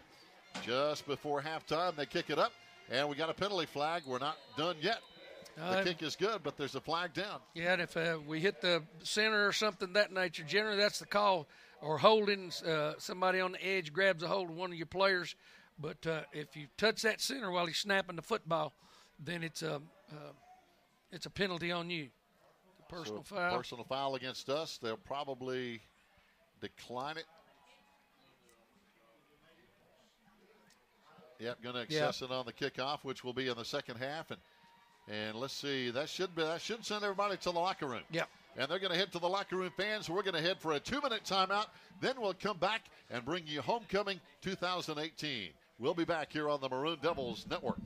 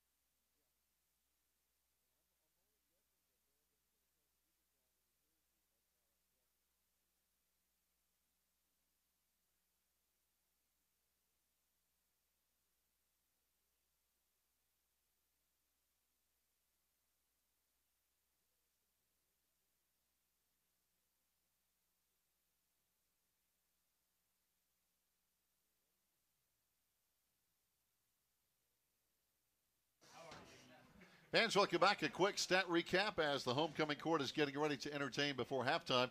But interesting, the Rosman Tigers, 45 plays, 158 yards. Our Maroon Devils only 11 plays, but 140 yards. And here we go with the homecoming 2018 and Bob Thomas. First, we have the freshman representatives. Miss Kinsley Chambers, daughter of Malcolm and Heather Chambers of Bryson City. Kinsley's school activities include membership in Project Discovery.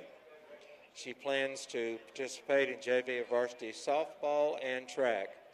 After high school, Kinsley plans to attend a 4-year university and pursue a career in child psychology.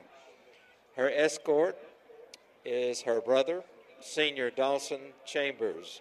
Ladies and gentlemen, freshman representative Kinsley Chambers, escorted by her brother Dawson.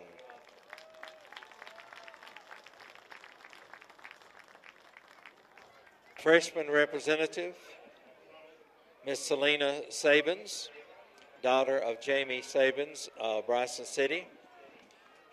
Selena attends Victory Baptist Church. She's a member of the Spanish Club. After graduation, Selena plans to attend a community college or university to become a paramedic and then pursue her future goal of becoming a registered nurse. Selena is escorted by freshman Jordan Terry.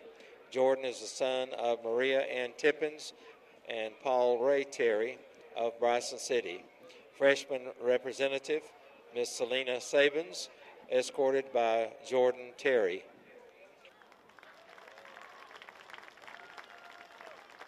And now, this year's sophomore representatives. First, we have Jenna Marr, daughter of Jeff and Jody Marr of the Brush Creek community of Swain County. She attends the Grove Church and volunteers with the youth program. Jenna's school activities include HOSA, FCA, Project Discovery, volleyball, indoor and outdoor track. After high school, Jenna plans to attend a 4-year university to pursue a career in the medical field. Jenna is escorted by sophomore Dane Anthony, son of Bree Brock of the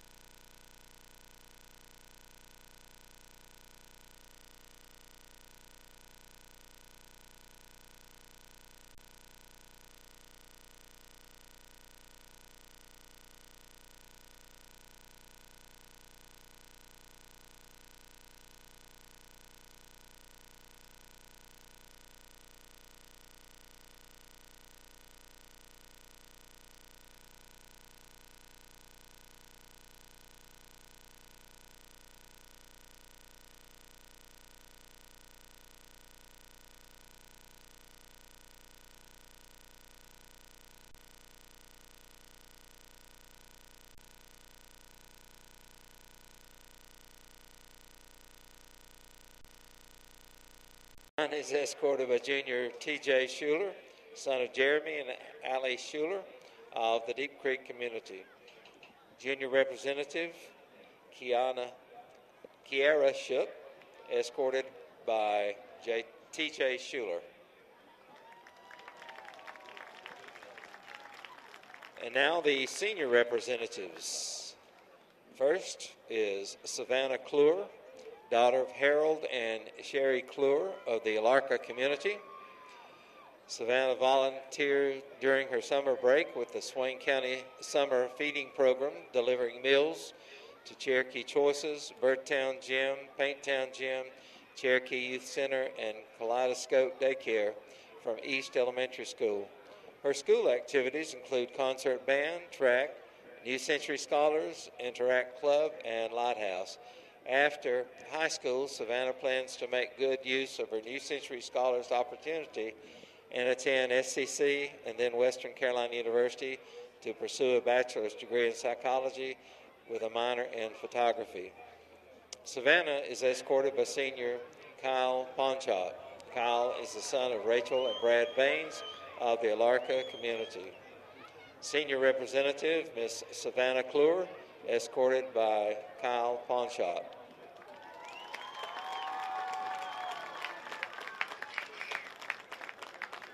Next senior representative is Miss Bethany Dyer, daughter of Bobby and Judy Conley of the Grassy Branch community. She's employed at Texture Salon. Her school activities include membership at HOSA, the Ensemble, music internship, and project discovery. Bethany plans to attend college and study music or pursue an associate's degree in cosmetology. Bethany is escorted by senior Jack Stuckey. Jack is the grandson of Boyce and Sandra Dietz of Silva. Senior representative, Miss Bethany Dyer, escorted by Jack Stuckey.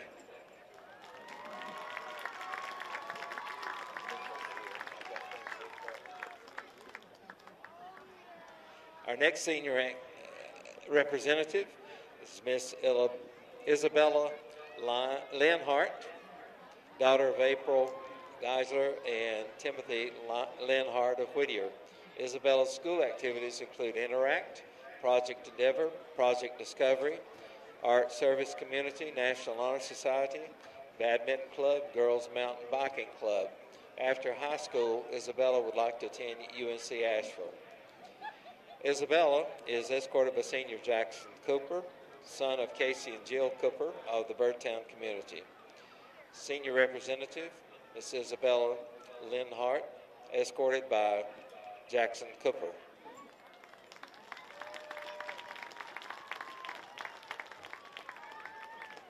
Senior representative, Miss Morgan Proctor, daughter of Deanna and Jay Proctor of the Elah community. She attends Galbraith Creek Baptist Church. Her activities here at Swain include Project Endeavor, Project Discovery, the Art Service Club, Interact. She's editor of the yearbook, and she's a varsity cheerleader. After high school, Morgan plans to go to Clemson University, majoring in animal science. Morgan's escort is junior Cody Long, son of James and Angela Long, and resides in the Wolftown community of Cherokee. Senior representative, Miss Morgan Proctor, escorted by Cody Long.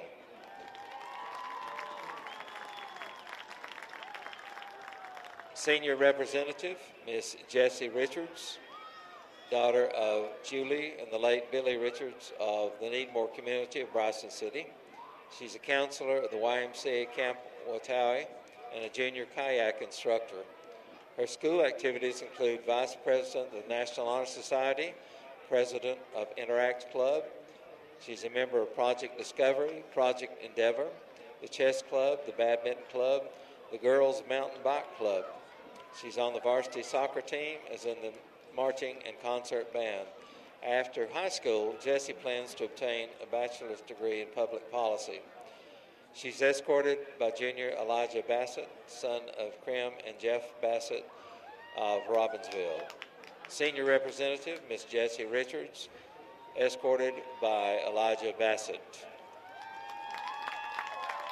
Ladies and gentlemen, the 2018 homecoming court of Swain County High School.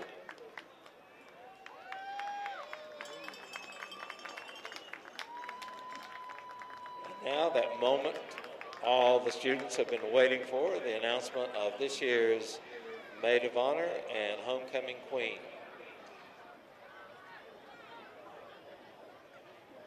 Principal Sonia Blankenship, Student Council Representative Mr. Bill Reynolds, and 2017 Homecoming Queen Megan Dixon will make the presentations.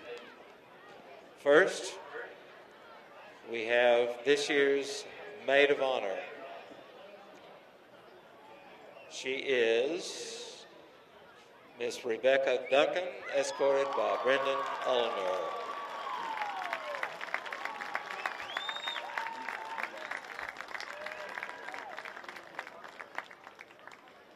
Presenting her sash, Principal Sonia Blankenship.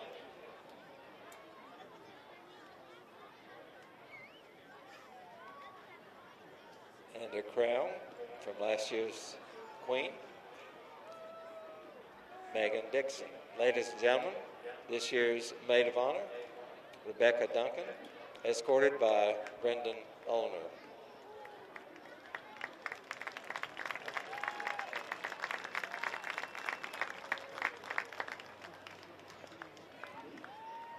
And now, the 2018 Homecoming Queen, Swain County High School, located 1 mile north of Bryson City, North Carolina, on the new Fontana Road, which is no longer new. This year's Queen is Miss Savannah Kluwer.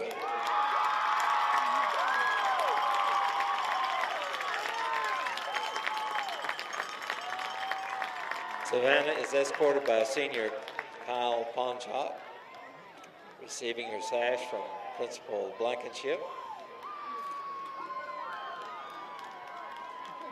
Her crown from Megan Dixon, and her bouquet of beautiful roses by Student Council Advisor, Mr. Bill Reynolds. Ladies and gentlemen, the 2018 Homecoming Court, Swain County High School, Queen, Miss Savannah Kluwer, escorted by Kyle Ponchop. Maid of Honor, Miss Rebecca Duncan, escorted by Brendan Ulliner. Let's give all these young folks a great hand. We appreciate all the hard work of the Student Council in planning this week's activities. We appreciate everyone who's had a part in planning this program tonight. Remember, there will be a homecoming dance after the game tonight until midnight down in the gym. The admission is $5 per person. Swain County High School students only until midnight.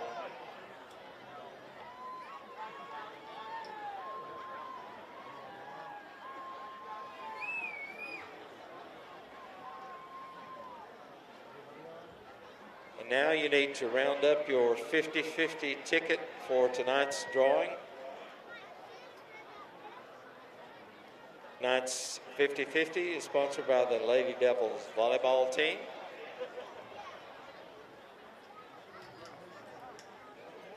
The take tonight on the 50-50 is $300.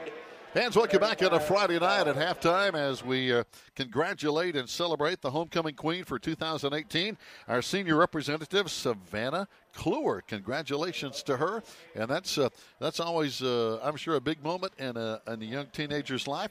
And our maid of honor, the junior representative, Rebecca Duncan. So, hey, that's always a special time when you can be homecoming queen because, hey, Coach, as you know, every year there's only one, and congratulations to Savannah Kluwer. Yeah, there again, it's one of the traditional things that go on at homecomings at high schools all across the country.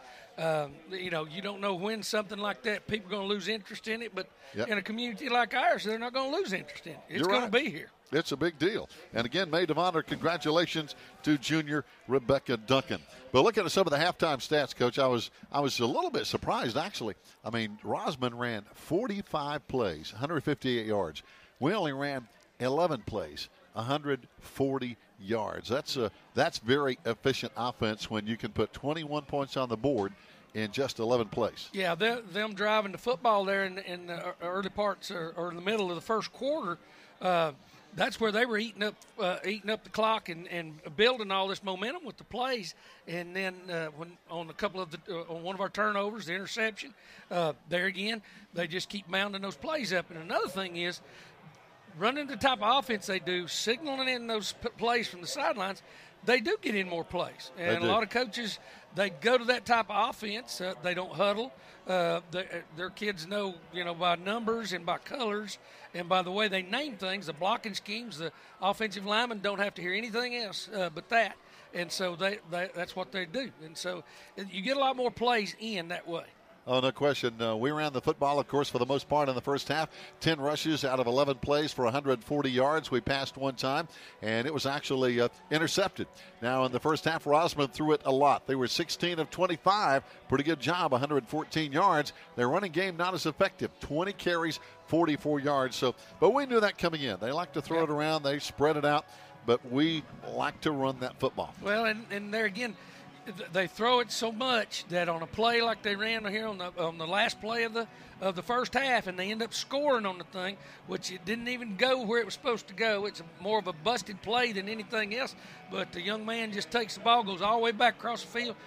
We do a poor job of cutting him off and pursuing him, and he ends up putting it in the end zone. So, it's the running plays like that a team that throws the ball that much that'll hurt you, and it did. It hurt us. It really did. 21-7 our halftime score here tonight as the Rosman Tigers and Maroon Devils are back on the field getting ready for the second half. And fans, stay tuned. We're going to take a 2-minute timeout down the line, and we'll be back with that kickoff, so stay with us. Our score at halftime, Swain High 21, Rosman 7. We'll be back on the Maroon Devils Network.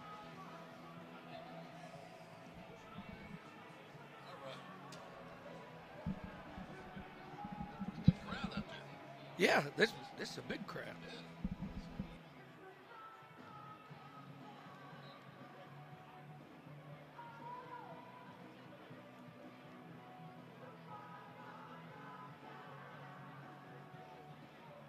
Yeah, 2 minutes.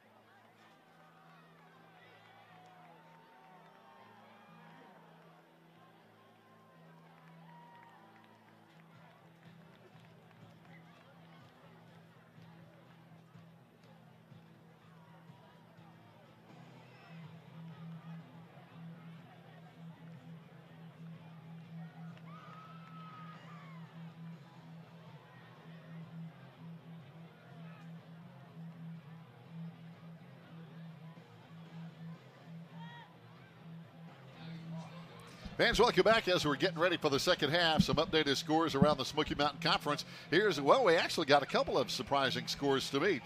Hickory Hawks have tied Robbinsville at halftime, 14-14.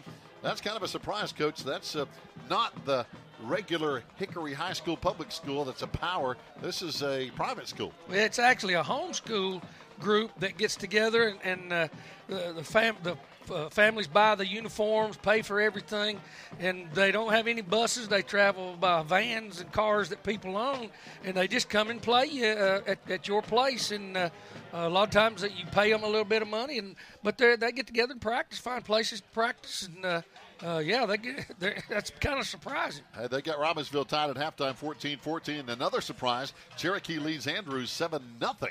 Very close at halftime. Now, this other one, not a surprise, but Murphy all over Hayesville, 43-0. And that's at halftime. Here we go.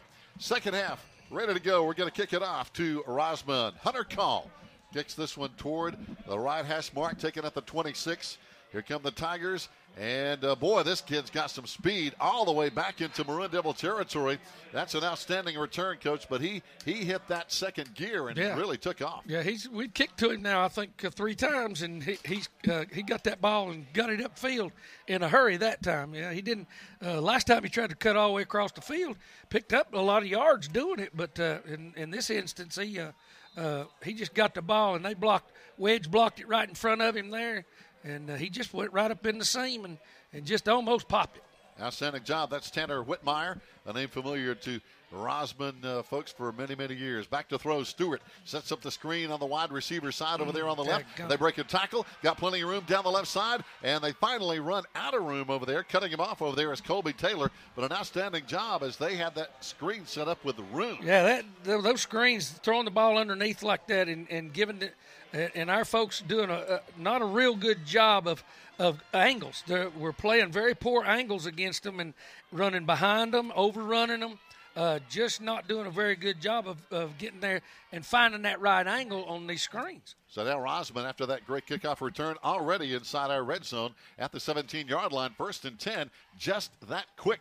They run to the right side. This time our defense is there. There's a cowboy tackle, if you will, as he hog ties him. Thomas Allen throws him to the ground. Yeah, and they're running it just enough so they can run these play fakes and keep throwing those screens, throwing these balls underneath in the middle. And once they get these linebackers trying to bite too quick, then they'll come right back with it again. Here they go. This time got a tight end on the right side. They don't use the tight end a whole lot.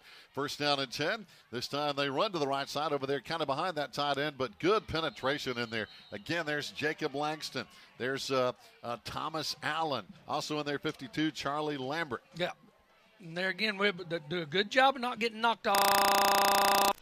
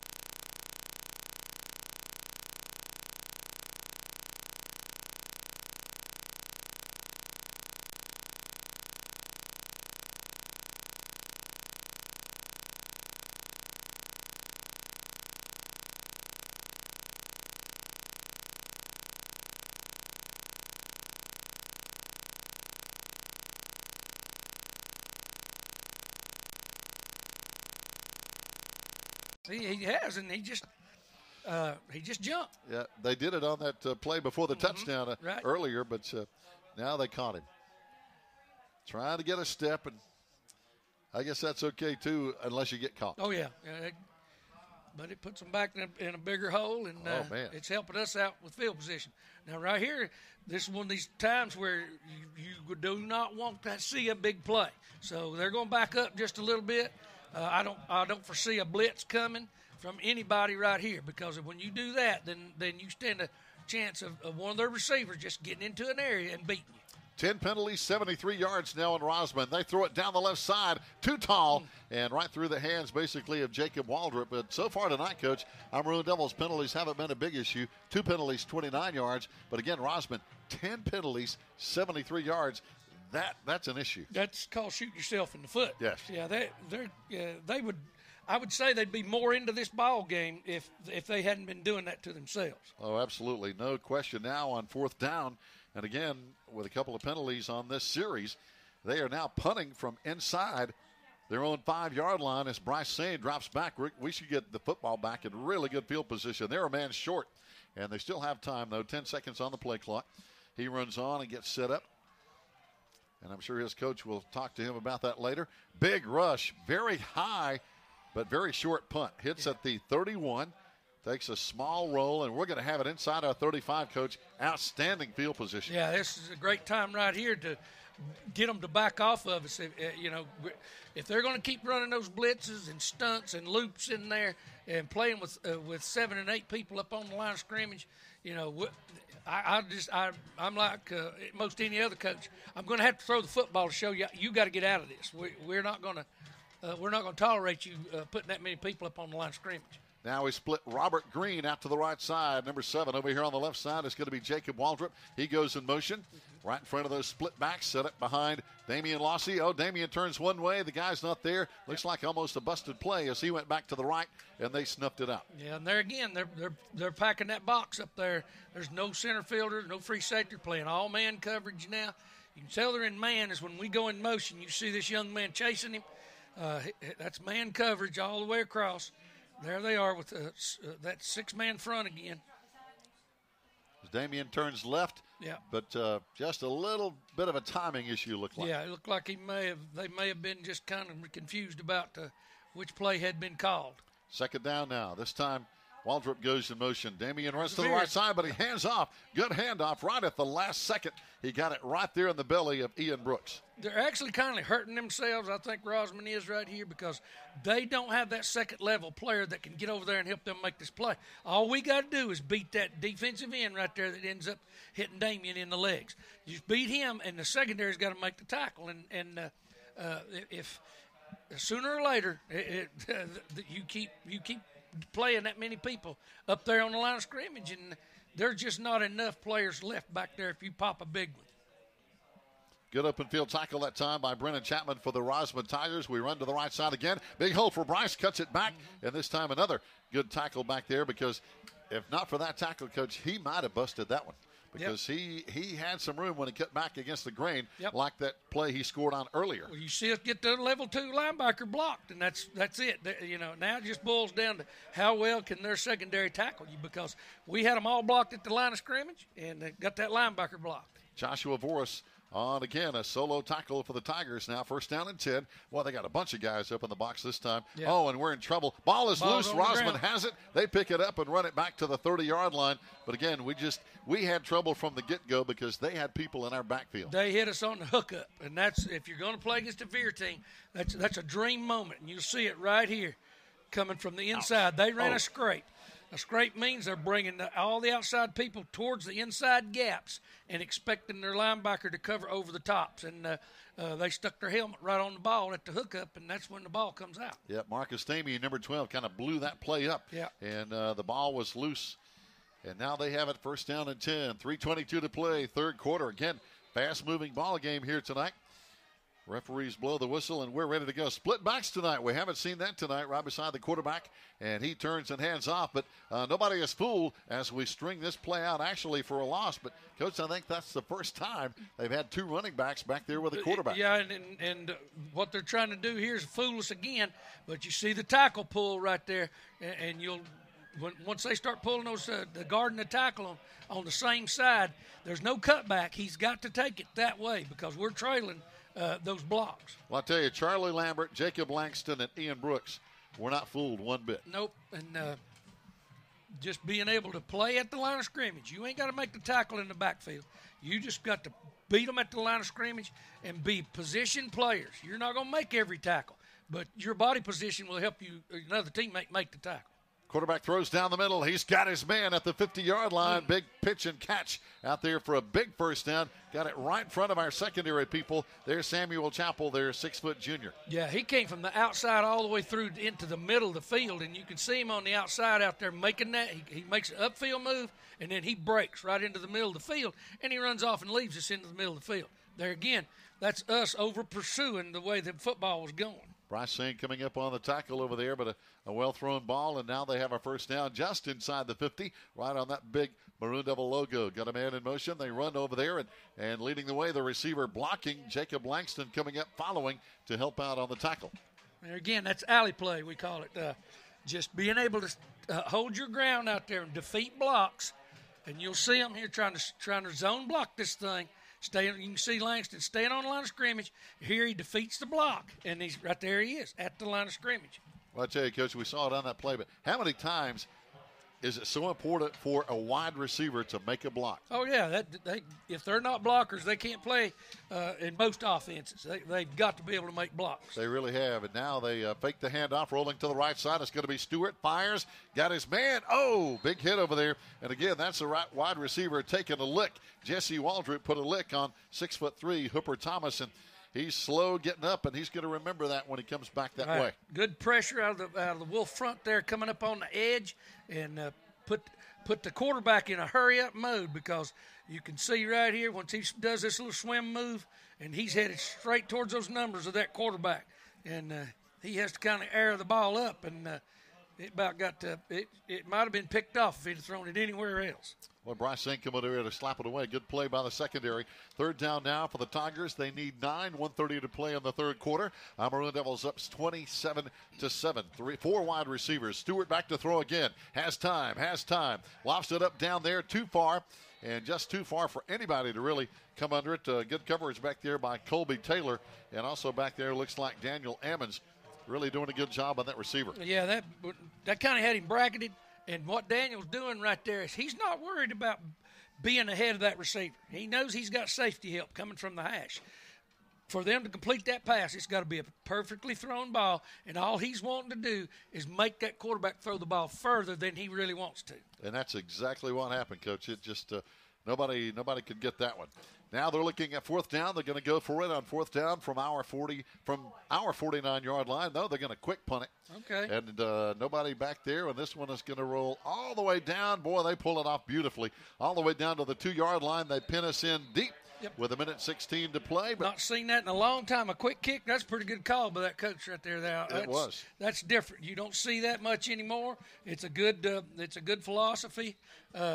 Used to do it. We had a call several, especially if our quarterback was a halfway decent punter, to do it to even on third down sometimes, just to pin people because you didn't want to have to try to put the football to them, especially if they had real good returners, and you knew there wouldn't be a returner back there. Hey, that flips the field in a hurry, and now we're basically lining up in our end zone. Got to be real careful here with the football. Damian under center, split backs behind him. We run to the right side, trying to get a little daylight out there. We got a couple of yards, and coaches, you know, it's not rocket science here. You just got to protect the football inside your own 5. Yeah, and here they're trying to do everything they can to beat us on the line of scrimmage. They're slanting now, and they slanted right to it that time. That makes it very difficult to run that veer lane. What they're putting their helmet, what they're doing right now, I think, is they're trying to find our tight end. You'll see them; they got a strong side and a weak side, and they're slanting to the tight end side most of the time. Here we go. This time again under center, and we run to the left side this time, and and get a couple more yards. This is Bryce this time. Ian Brooks carried on first down. Now we're looking at third down, and we need about 3. So a couple of good positive carries here inside our own 5. Yeah, and just got to get moved, got to get push up field. Make sure you get some positive yardage out of every play, and if they force us to punt it, just protect the punter at all costs. Colby Kirkland out there and Jacob Langston blocking. One guy we want to give a shout-out to, Connor McCoy. He's one of our two-way players. He's, of course, injured and not playing tonight, and we wish him the best in his rehab. Got a penalty flag down. We got delay of game as well. That's going to be the end of the third quarter, but did they get the penalty before the quarter ran out? Could be like the next question. Yeah, it could look like you can't end that on a penalty. I think we have to run a play. Going to have to run a play. You're right. I think he threw the flag before the clock ran out. Yeah. So it means that you have to run. You can't end the period with a penalty. So we're going to bring the offense back on the field and run another play, literally with no time on the clock, and end this third quarter. Then we'll have a commercial break. By the way, I want to thank Brandon Dehart back at 94.1 Classic Country, WBHN FM. Brandon doing a good job as always. And, of course, up top here above us, Joe Holt and Emma Dingle, all wrapped up for the cold weather as they're practicing. Here's Bryce Singh to the right side on the final play. Great. There's a first down, and fans will be back. We'll come back in the fourth quarter with a first down and 10 after this 1-minute timeout right here on the Maroon Devils Network.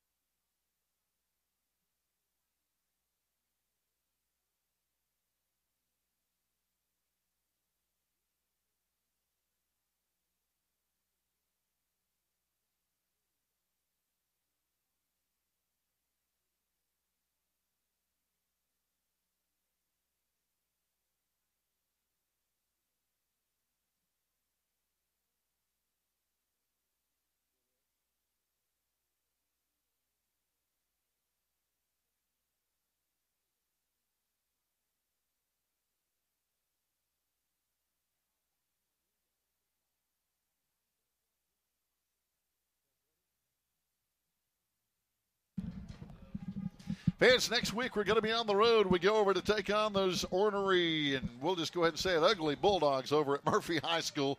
I'm talking particularly about J.R. Carroll. I'll just say that for his enjoyment. Here we go. First play of the fourth quarter, and we run to the right side for some good positive yardage. That's going to bring up a second down and 7.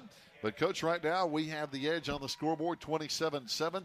What a night by Bryce Singh. 12 carries, 210 yards, 4 touchdowns, and now we can control the clock as well. Yeah, and you'll never hear another coach say this. That penalty down there helped us. We were able to, but we were penalized, and we ended up running for a first down. Now, how many times you get to say that? It just doesn't happen. Not many. That's a different twist, no question. This time Jacob lines up strong side left. Here's Damian pumping it outside, right outside Jacob Langston. It's going to be a foot race. There's the level 3 I was talking about. There's the secondary. No free safety out there on the field.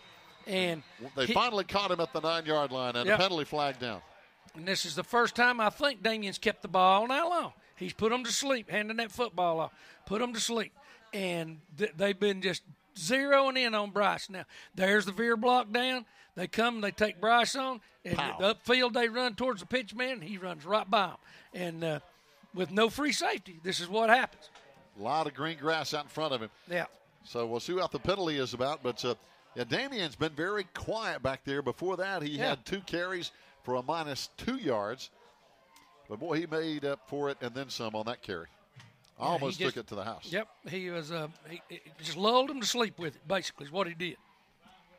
So the officials trying to figure it out. It's kind of a late flag after the play was over. It's going to be a personal foul against Rosman on the tackle. Oh, and he's ejected. Yeah. So he must have had something to say or something, a little extracurricular activity down there with Damien. Yeah. And, Well, he kind of got up, kind of yeah, had a little flip thing talking about the Rosman defender as the play didn't end well for him. We'll put it that way because the official was right on top of the play. Yeah, now they're probably trying to determine whether this is going to be an ejection or a disqualification. There's a difference, I think, if I read the rules right, that disqualification means that he's out for the rest of this game, but he can come back next week. If it's an ejection, then he's done for this week and next week. So. And interestingly enough, I saw this for the first time last couple of weeks. The big All-American defensive end for Samford was ejected in the Florida State game, and he not only had to sit out the next week, but according to Southern Conference rules, another game after that. So he had to sit out 2 games because of that ejection in the Florida State game. And, boy, you talking about hurting. Oh, yeah. Whew. Yeah, that's tough. I didn't know that existed. Yeah, they're still discussing it over there. That coach is trying to probably talk him into a disqualification. Yeah. And that way he's not out for next week. And that's a tough break. And this kid is this is junior Brennan Chapman was the defensive back on the tackle. And when you practice all week and have to sit out, that's just that's misery. Well, it is, and it's tough on schools that with enrollments and numbers on the field that are already diminished somewhat for whatever reasons, and then to have one of your players that's playing both ways and on all special teams to be you can understand a disqualification, but an ejection is that's hard on you. It really is tough. So now the Maroon Devils first down and goal to go from about the 5-yard line. 11:06 to play in the ball game, and a 27-7 lead. And Damian Lossy has us knocking on the door again. We roll to the right side, going in, standing up. Bryce Same, what a good move at the 5-yard line. He just left a guy in the dust right there. Yeah, that's just a sweep out of the shotgun set. It's almost like a jet sweep look. Same play Rosman's been running all night long, and he just. He can take it inside or outside there. Either way he wants to go. He took the shortest route to the end zone. But I think he would have scored either way he went right there. No question. And he made their guy overrun the play. Oh, yeah. There again, you get people spread out like that, you get them in bad situations. And Oh, they block it. Our snap was a little bit to the outside shoulder of Connor Hyatt down there. He tried to bring it around, but they had people in there and blocked the extra point. So we couldn't pull it off. We're going to take a break. We have a lead of 33-7 early in the fourth quarter. We'll be back on homecoming night after 30 seconds here on the Maroon Devils Network.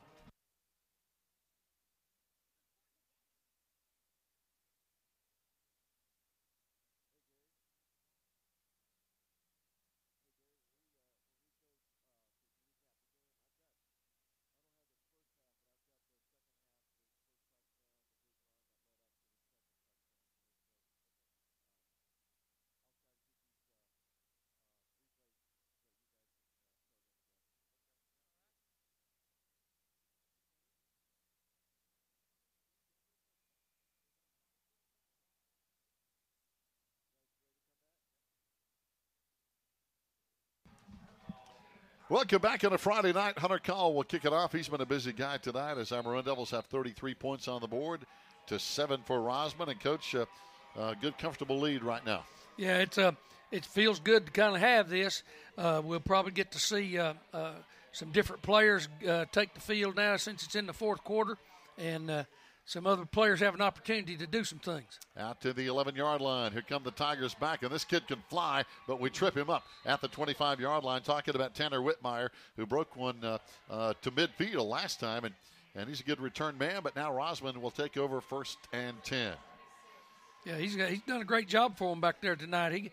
He gets the ball upfield, and he's got real good feet, and he's quick, like you said, and he sees the field real good from back there. I mean, here he sees Langston. Langston's tackled him 2 or 3 times tonight, so I think he's just trying to stay away from him here in this particular place. He tries to get away from Jacob over there. 1st down and 10 now. Rosman Tigers 4 wide in their familiar quarterback, running back backfield. Stewart throws it over there, almost knocked down by Jacob, and it's going to be caught out at the 30, out across the 35, and that's going to be a 1st down for the Tigers as they get it out there before Ian Brooks comes up on the tackle. Yeah, we got a player shaking up. Looked like he's holding his back, but I don't think he's going to come out. I think he just probably got hit in the back there while he was on the ground. Yeah, that's Thomas Allen. He's trying to shake it off. Yeah, here again, man, you got to see those guards and tackles a little better from the line of scrimmage. When you feel them releasing, a lot of times they want you to run by them so you can't see them release. But here's a good sack. Good sack. Stewart sack to the backfield, and there again is Thomas Allen. He is in the backfield in a hurry. Yeah, he knows how to play that line of scrimmage. He loves to see those guys sit back to do that pass block because when they sit back, he can unleash his feet then. And you'll watch him. He's reading this tackle and guard. When they sit back, now you'll see his hands make contact. There's that swim move again. He's got that thing down pat. Yeah. Coming in now, talking about new folks, Bryn Jackson coming in at the nose inside as he gives big Nolan Brown a breather up front. Getting some playing time, and they throw it out to the left side. Got their man. He makes a spin move, gets loose, and it's knocked down at the 45. Hunter Burrow comes up to help out on the tackle, along with Daniel Ammons. Yeah, they did a good that's another spot throw. The receiver's not even there yet when he turns this thing loose, and by the time the receiver gets his head around, the ball's there. They execute it well. First down. Oh, check that. Going to bring up 3rd down and 4 for the Rosman Tigers. They're just across their 45 at their 46-yard line. Here come the Maroon Devils on a blitz. Hunter Burrow coming after the quarterback. He fires, got his man, but he can't hang on. He had a first down at the 45, but just couldn't pull that football in. Yeah, he sat down right in the middle of the zone right there and was open, and it popped right off his chest, basically. Tough break for the Rosman Tigers. That would have been a big first down. Now on 4th down and 4, 9:25 to play. They could punt it away, but hey, there again, Coach, they don't have a whole lot to lose here. They're kind of in a hole. And yeah, no sense in punting the football and giving it back to us. Just might as well try to run your downs out, and especially when you only lack about 3 yards to getting it. So he's going to sprint out that way. And he's got some room. Now he fires, and it's going to be caught out there. Good catch. He knocked it loose. Oh, Hooper Thomas. Knocked it loose at the last second. Yep. Well, I tell you, Hooper, number 1, he has taken some licks out there tonight. He's been hit. Yeah, he reaches up for this one and takes a shot right in the ribs and knocks it right out of his hands. And they've been hitting him all night. He took a big shot down here on our sideline a little while back, and he is very slow going back to the huddle. And again, he's been taking some hard hits. Yeah, and you can see him there breaking. It's a bench, what we call a bench route. You got 2 people in the flat, and right there is a good closing at the last second to make that hit. There's our player of the week, Jesse Waldrop, coming up with a big hit. And he had a big game at Andrews last week. That's why he is the Farley Insurance player of the week. Maroon Devils back with the football. Connor Hyatt is in at quarterback, and he runs to the left side. He tries to cut it inside. The Tigers pursue and knock him down. And there's a late hit, I'm afraid. That's going to be a penalty against the Tigers, I think. Yeah, great run right here by Connor. He reads this perfectly. Here it is, the outside veer again. You see the down block. He sees them closing on the end, gets just enough room on the bounce to get around the defensive end there, and turns it upfield. And there again, their secondary's having to come up and make plays that it'll cost them. And the penalty again against the Rosman Tigers. Again, the late hit there. And that's just one of those frustration penalties. Sometimes, Coach, there's a difference in being aggressive and maybe just overrunning a play and hitting late. And then there's sometimes just being mentally not focused. Yeah, and a lot of times it just has to do with frustration. Yeah. They get frustrated, and and the clock's ticking. They didn't have much success. They've had a great game plan. No question. They played tough tonight. This time we try to run right up the gut, and they said, nope, we're not having any of it. And there is Kane Smith, 5'10", 230-pound senior lineman on the tackle, and another flag down. Yeah, I believe this one's going to be on Ian Brooks. He got up and he was frustrated and irritated, and he spiked the ball down. So, yeah, unsportsmanlike against the Maroon Devils. So we trade penalties here with a personal foul and the unsportsmanlike, and Ian's going to come off, and of course they'll talk to him about that. And now our Maroon Devils will bring it back to our 49-yard line with a 2nd down and long coming up. Yeah, Coach Blankenship going to have a little powwow with him down here about that, because it's you don't want to cost your team in a ball game like this. You don't want to cost them any time, but when you show your frustration by throwing the ball down, then you're going to get talked to kind of rough. So now 2nd down, we need about 25. Or very close to 25, running to the right side. Nice run out to the 45-yard line. Again, it's going to be big Colby Taylor. Yeah, he come one breath of breaking this one for a touchdown. It was that close. The last man that could tackle him tackled him. Oh, good block in there in the backfield by Hunter Burrell. Oh yeah, kicking as a kick-out block, and if that kid hadn't folded over all the way down the line of scrimmage, he would probably scored on that play. So now our Maroon Devils getting it done here tonight. Still got that, looks like the regular offensive line in there, and there goes the handoff again, trying to run up the gut. Not a whole lot of room in there for Colby Taylor. Yeah, Rosman's selling out. Here they are again trying to make a big play by blitzing linebackers through A gaps, and that's the toughest place that they can. And right here we were actually trying to run the ball up in there in kind of a midline look, and the linebacker ran right into it. So now we're looking at fourth down. We're going to go for it. We're kind of in that 4-down territory, we think. Coach Jeff Barr is going to call a timeout, talk to his offense, and call a play. So with a timeout on the field, no, we got an injured player. I'm sorry. Got an injured player down. And let's see if we can. That's Langston. Yep, that's going to be Jacob Langston. We sure don't want him hurt. Nope. No, I hope it's a cramp, if anything. If it's a cramp, then we'll be in good shape. I hope it's not an ankle. Kerry Powell, our certified athletic trainer, out there attending to him. And with 7:15 to play, we'll take a timeout down the line as well. Fans, stay with us. No, wait. Hold the phone. As Jacob is now getting back up, we're going to get back to action quicker than we thought there. Coach, I hope you're right. Looks like they may be trying to rub out a cramp over there and try to either that or an ankle. They're leaving it down on the ground. He may have tweaked his ankle some right there. That happens when you're run blocking a lot. You get stepped on. You get kicked, banged into. A lot of kids prefer to wear ankle braces all the time. I was always in favor of it, especially with the offensive linemen and running backs, to wear them as much as they could to kind of help reinforce it. He's walking off under his own power right now, but we probably won't see him the rest of the night. Yep, he's limping just a little bit. Talking about that, our former Maroon Devil, Zach Weeks, left tackle starting for the Catamounts at Western Carolina, might not play. Last week at Sanford, he got hit from the side with a helmet in his knee so hard it bent the metal knee brace. Mm-hmm. And so he's questionable tomorrow. We hope Zach is going to be okay. He has had a great career. We're going to be punting it back to the Rosman Tigers. Line drive, and this one's going to be fielded down near the 4-3-yard line.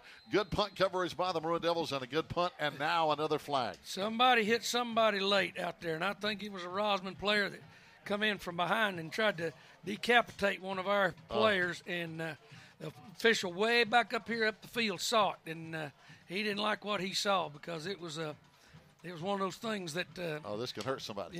Yeah, somebody could get hurt doing this right here now.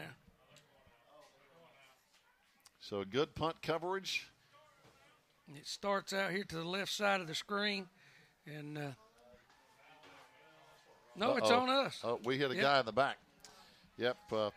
Looks like we kind of shoved a guy in the back, and obviously the officials were all over it. So that's going to give Rosman better field position after we did a really good job on that punt. Yeah, I don't know what brought all that on, why that happened, because that should have never happened there again. Nope. And I guarantee you, Coach Blankenship's going to have something to say about that if he saw it. Yeah, I think he's having a word of prayer over there with the young man. Yep, Charlie Lambert down there, and again, sometimes those are frustration penalties, and here we go. First down and 10, Rosman. They're going to come out throwing, and we blow the play up. All over that play over there is Ian Brooks. That was excellent. That was just outstanding. See, now, he's been seeing this same look all night long, and at this point right here, he's already decided about where that ball's going to end up. He doesn't have to see it. He's actually got a blocker on it. He's looking upfield. He knows just about where this ball's going to end up. So he goes ahead and attacks that area just as soon as he sees this inside receiver make that move, and he's right there. He was there when the ball arrived, knocked it loose. He was there when the ball got there. That's what kind of play you want to see out of that position player. That's the way you coach it up, isn't it, Coach? It is. That's it doesn't get any better than that. Second down and 10 now, 6.5 to go in the fourth quarter. As Stewart turns and hands off, and here comes the big back right up the gut out to the 25. It's going to be a Tiger first down. Yeah, that cutback right there, he's good at that. That young man is real good at that. And he's done that to us several times tonight. And all he does is watch that zone block take us out of the middle there, and linebackers overreact to the wrong way, and he just cuts it right back up in the seam. One of our new men in there, as a matter of fact, in for Jacob Langston, is going to be a sophomore, Trip Peterson, number 41. He's going to be in there at that middle linebacker spot. So now our Maroon Devils got 4 down linemen up front. As Stewart rolls to his right this time with 3 wide receivers, fires it down the middle of the field, and traffic gets picked off. Here's Bryce Sane, and he can run when he gets it. Out to the 35, out to the 30, out to the 25. Down inside the 20-yard line, and that pass sailed, and Bryce Sane, nice run back after the pick. And there's another late flag. Things are getting a little chippy down on the field right now. Yeah, you'll see Bryce right here. You can't see him in this replay right here. He sees the route transforming right underneath him. And when he makes this break, this is the ball that's been kind of in a no man's land all night long, but he makes that break right there. Now, early in the ball game, he wasn't making that break because he wasn't sure exactly how far upfield he needed to be, so he was out in front of the football. But right here, he made the break on the ball right where he needed to.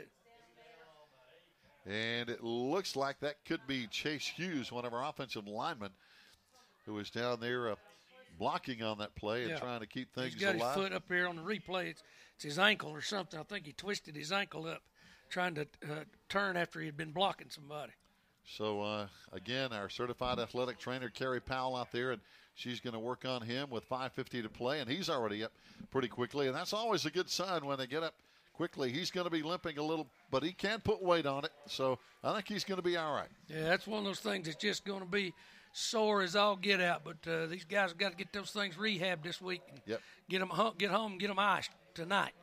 And we see Jacob Langston down there, Coach. He's standing on the sideline. It's always good when you see him standing up. Yeah, if they're not down and got those air casts on them and all that stuff, you kind of got a little bit of hope for them. But they're tough young men, and there's not a whole lot. The little icing that thing and then getting it stretched back out before the ball game next week. So now 5:50 to go. Rosman will check that. I'm sorry. Now we got a timeout. Want to make sure we're where we want to be offensively after that really good pick and run back by Bryce Sane. And we're going to call a timeout. We'll take a break down the line as well, and we'll be back in 30 seconds. Stay with us on the Maroon Devils Network.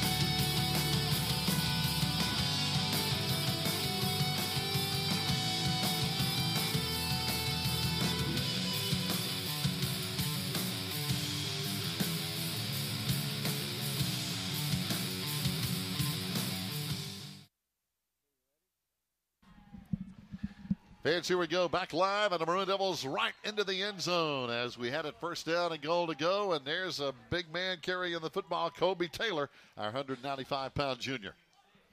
Good run. Yeah, Coach Burrow was giving us some finals, and he threw one at me.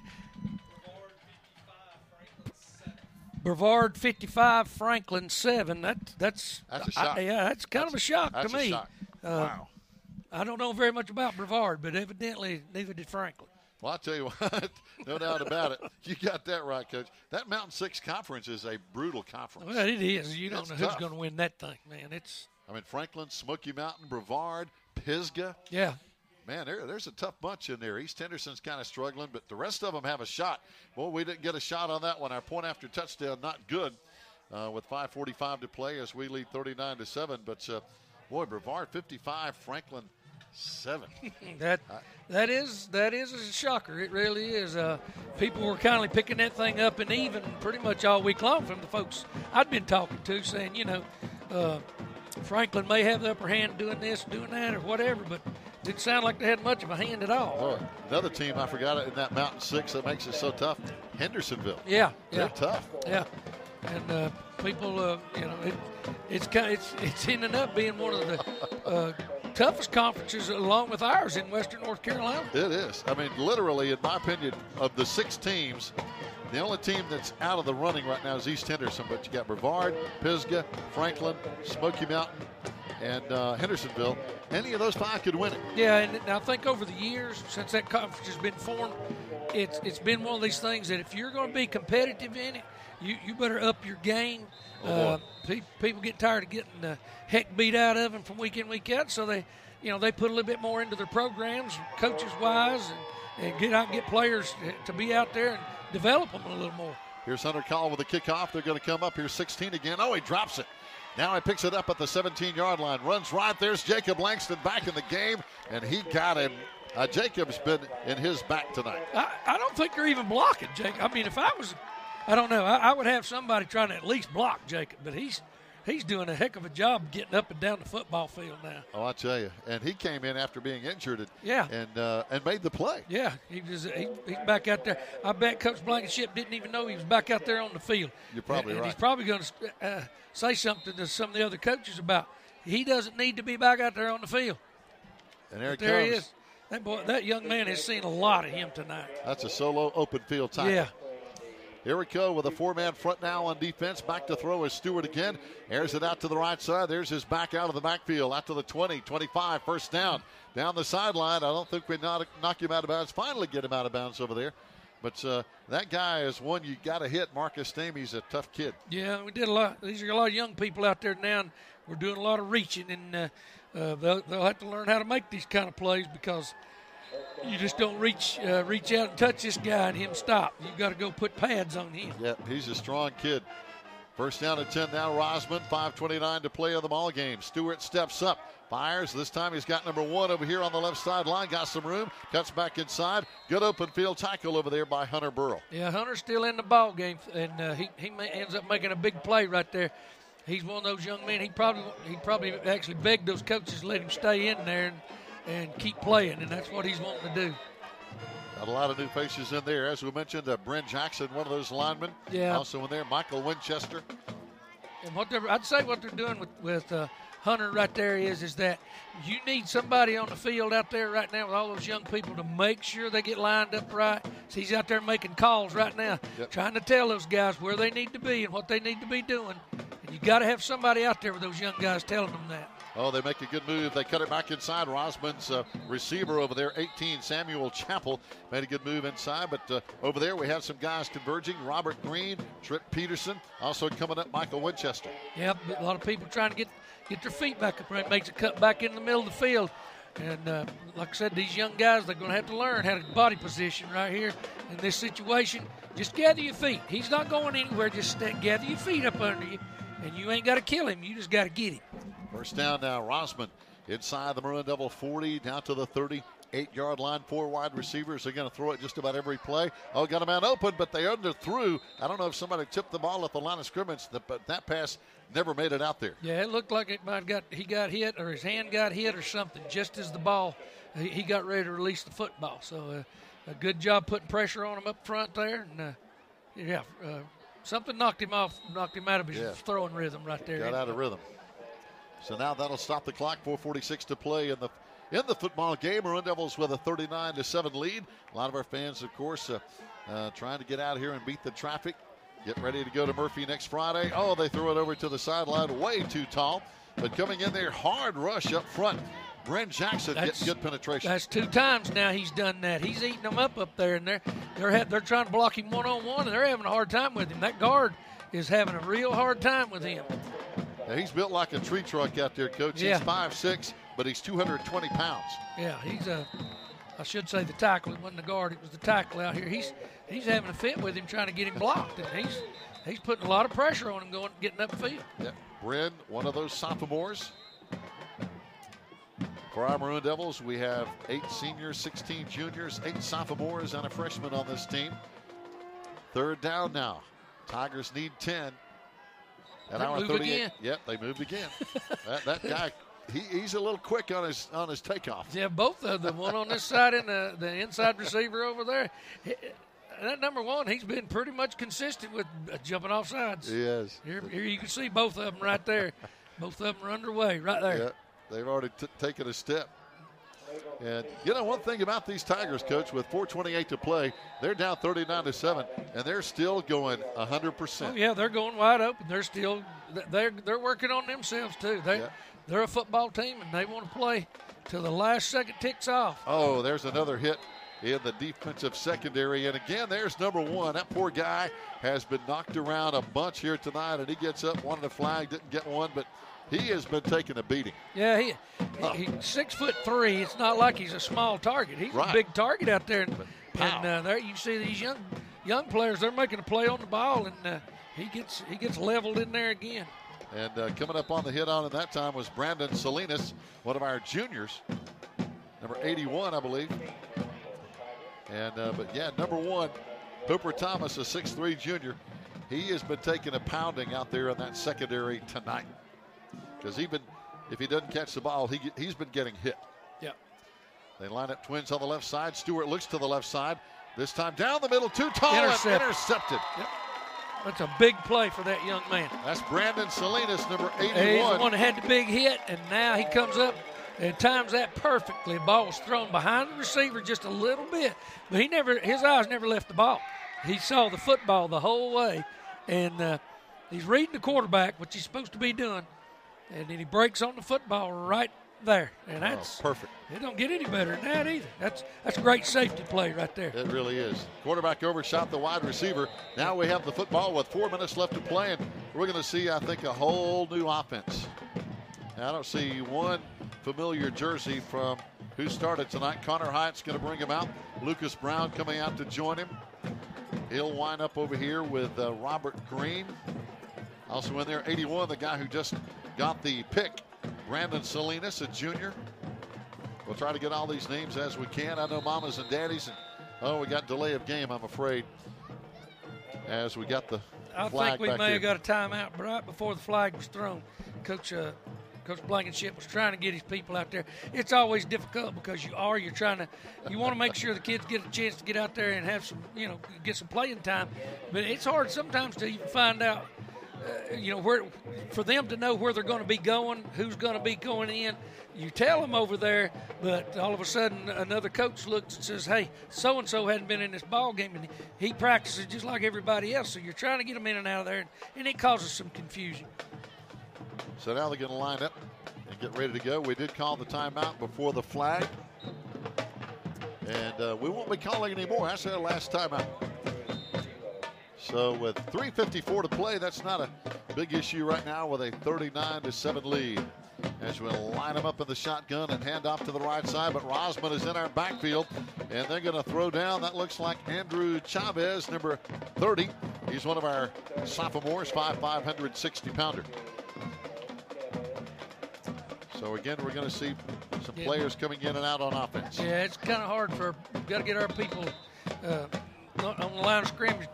They're a little confused about their blocking schemes, which they're going to be. Some of them right now are not even playing the position they probably normally play, but they're getting out there and they're getting some time under the lights. Got an official timeout. Now Rosman calls the timeout with 3:23 to play. And that gives our coaches and offensive new faces, if you will, to everybody be on the same page here. Yep. Cherokee leads Andrews 21-0. That's a final, so Cherokee with a win, 21-0 over the Andrews Wildcats. And Brevard over Franklin, 55-7. Robbinsville over Hickory, 31-14. That's the Hickory Hawks. And Murphy, easy win over Hayesville, 49-7 here tonight. So interesting conference games. Oh yeah, it's all starting to bubble to the top now. Yes, it is. Now Toby Burrell and I, we had a good idea last week. Coach, with the end of the regular season, there's going to be a week where the mountain teams will have a week off. So we're thinking, hey, if we're undefeated, Murphy's undefeated, let's postpone that game to that off week, and we can play that off week and be the last game of the season. So, boy, that'd really tear up some people around here, wouldn't it? Yeah, that would almost be hilarious to hear what kind of gruff that we would take over that. Yeah, you're exactly right. Oh boy, but anyway, I'm sure that's not going to happen. But it was a fun plan. And then a lot of people don't realize what that's all about. there was a lot of dissatisfied people because our schedule stayed the same every year. And it just so happened it ended up being us and Murphy last game of every season. Well, after a heated battle for many years over it, the opposing side finally won out. And now it's a rotating schedule, and we don't like it. Never have. They had too many votes. Yeah. And we only had 2, us and Murphy. Right. And we run to the right side, and there's another late penalty flag, I'm afraid, on the Rosman Tigers for probably a late hit. But he's leading the top of his head, using his helmet. But, Coach, you know, most of those years, and I know the other conference opponents don't like it, he is leading with the top of the helmet. Most of those years when we played the last game, that was for the conference title. Yeah, it was almost yearly. It ended up being that way. Yeah. And it really upset some of the other coaches. But, I mean, some of the other ones didn't mind it as much. I know I keep referencing Coach Fox. His open day came on that last week, so he got to send people out to watch. And he'd always end up here watching us in Murphy because in the playoffs, we were all going to end up facing each other again somewhere down the line as long as we continued to win. So this time we run to the left side, and again it's going to be Andrew Chavez as he's going to be dumped in the backfield again.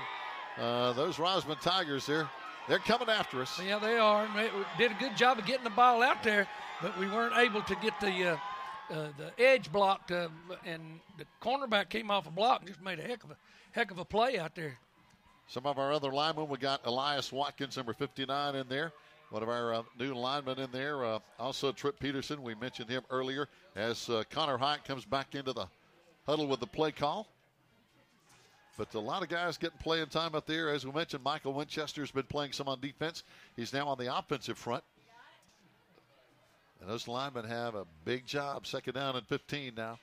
Got a man in motion. Here comes the jet sweep. There it is. Oh, good run by Lucas Brown. And yeah, he's going to be caught. Got some positive yards. Back out to about the 28. He's got some good wheels. I like the way he runs his feet. He's quick. He's seeing things real good. He's going to be somebody to be reckoned with down the road. I think you're right. Lucas Brown. And again, some good read on the blocking scheme right there on the kick-out block. So a lot of new faces in there getting some playing time, and that's always good to see. One of those, number 64, Jacob Brown, 6'2", 230-pound junior. He's in there as one of our offensive linemen. And again, in there working hard. Yeah, it's fun to watch him. It really is. Good read, Connor. Here comes Connor out to the left side. Yes, he's a smart kid. He gets to the sideline and is forced out of bounds over there, but he read that play perfectly. He sure did. He saw the pressure coming from the line of scrimmage, pulls the ball right here at the last second. He sees that blitzing linebacker, pulls it, and takes off. He's on the edge running, reaching out there and reaching and getting it. Much faster than his daddy ever was. And we know that for a fact, too. Oh, yeah. I guarantee you can time his daddy with a sundial. Oh, man. No, great run by Connor, sure. Oh, it really is. Some of our linemen again, Michael Winchester, Elias Watkins, Brent Jackson, also Aiden Allison, number 62, a sophomore. Try to get all these guys a little airtime, if you will. We try to run to the left side this time again to Andrew Chavez. But these guys getting it done, Coach. We might see one more play before we wind this one up. And by the way, stay tuned, fans. We're going to come back and run some of our highlight plays for you folks watching live, absolutely free on the Maroon Devils Network here tonight. And we'll take a break, and then we'll come back and do that before we sign off here tonight. It's been a quick ball game, just about 10 o'clock. Yeah, we like free stuff, too. That's so right. When you said free, it always gets my attention. That's a good word. Yeah. And, well, we had a lot of folks, I know, listening in at Cherokee. I think Joe said we had somewhere up around 1,100 folks checking in on that ball game. Oh, they hit us in the backfield. Andrew breaks at one tackle, can't get away on the other one. And that's the final play of the ball game, coaches, as we win this one 39-7. Our Maroon Devils in conference play, and that's the important number. We improved to 4-0, setting up that big showdown with the only other undefeated team in the conference. those Murphy Bulldogs next Friday. Yeah, it's going to be a good one. All bets are off again. I mean, you say it and you say it and you say it. But as witnessed last year, we don't know has everything turned out the way it was last year. So you don't know till that final buzzer goes off, that final whistle blows, just how these things are going to turn out. Oh, it's going to be a good one next Friday. Fans, stay tuned. We'll come back and show you some highlights after this 2-minute timeout right here on the Maroon Devils Network.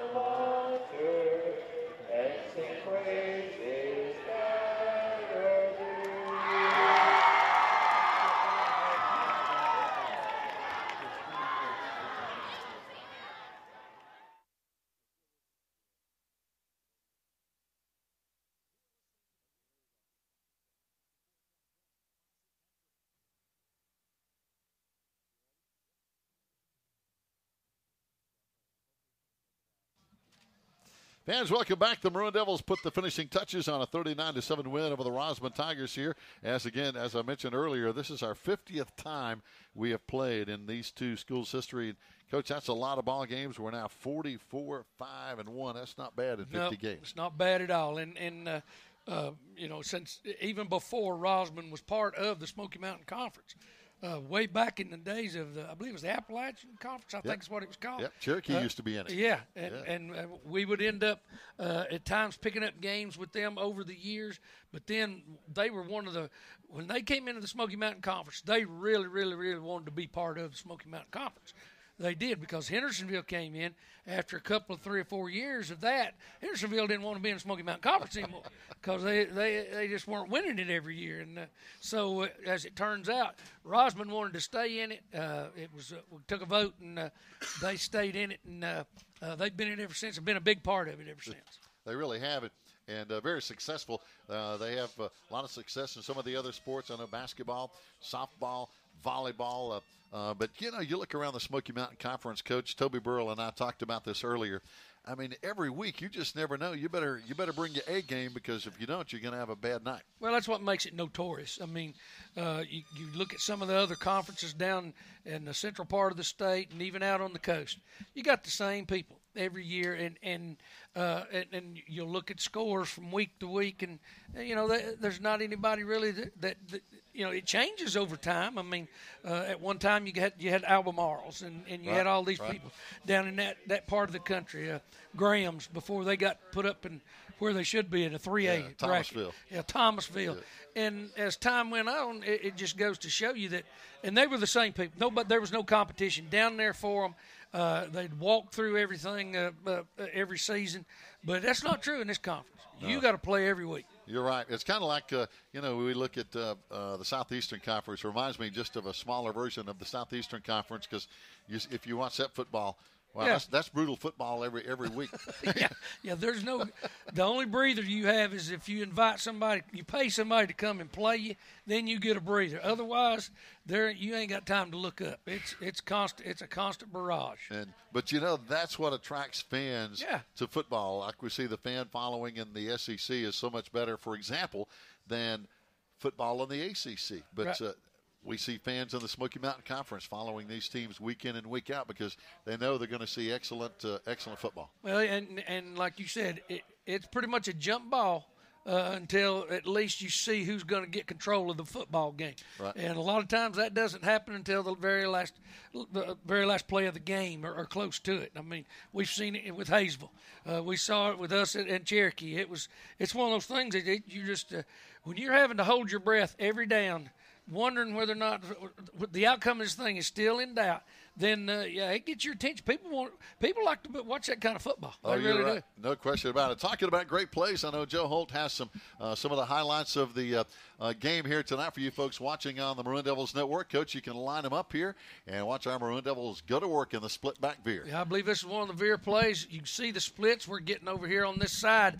That widens them out. You see the down blocks. You see the up onto the linebacker to level 2, and there's nobody left. And Bryce just turns the jets on and outruns them back there. And if you get it blocked that well at the line of scrimmage, and you get the first and second level block, and if they're not playing with a free safety in the middle of the field and playing man, you run those receivers off, those corners turn their backs, and you're off to the foot races. No doubt about it. We saw Bryce. One thing that Bryce, he runs up on his toes. He's not a guy that runs on his heels. He puts his feet in the ground and runs on those toes, and he goes. Yeah, he can run. There's just no two ways about it. He can really run, and he tries to bring every weapon he's got to bear when he gets that football. So an outstanding run. We're going to see it lining up again, kind of a strong side left. Same exact play from the other side. This time Damian had suckered them in there just enough that he pulls it now and he makes them pay. You're going to make them pay with the veer game that way because they can't guess and be right every time. You're right. Now this is the play where the Rosman Tiger player got finished for the night as he comes in and makes a tackle down inside the 10-yard line. And he got a little extracurricular wrestling. Yeah, He must be a wrestler, yeah. He did a little tiger roll on his foot there, and the official did not like that. Nope. Right on top of the play, and that's good officiating to be right on top of the play. It really is. And this time we line up a little bit different. We got a wing over here, double wing and single back, and this is just a lead to give it to Bryce over the top out of that pistol set, and he can go inside or outside. He's got it blocked either way he wants to go. And he reads it well. He's another kid that has learned to follow his blockers. Yeah, like I said, first of the year he was outrunning. I've said this before on the air. He was a little impatient. Yeah, quick. Now he's letting things develop in front of him. Sometimes this sounds crazy. He has to slow down to speed up. Exactly. And as things happen and he sees them happen, he makes big plays. Now here's our defensive side of the ball as Stewart drops back to throw, rolling to the right side. And our secondary reads this well also. He puts that ball up in the air, puts air underneath it, and Bryce makes a break right there. Like I said, he'd seen that route three times during the course of the night, and he knew just about where that ball was going to be thrown when he saw that same combination of routes happening. So he broke on it this time rather than wait. Outstanding play. And again, we saw there, number one, that he was their primary target throwing to tonight. And well, I tell you what, he had a long night, very physical. Yeah, he got beat up a little bit tonight. He did.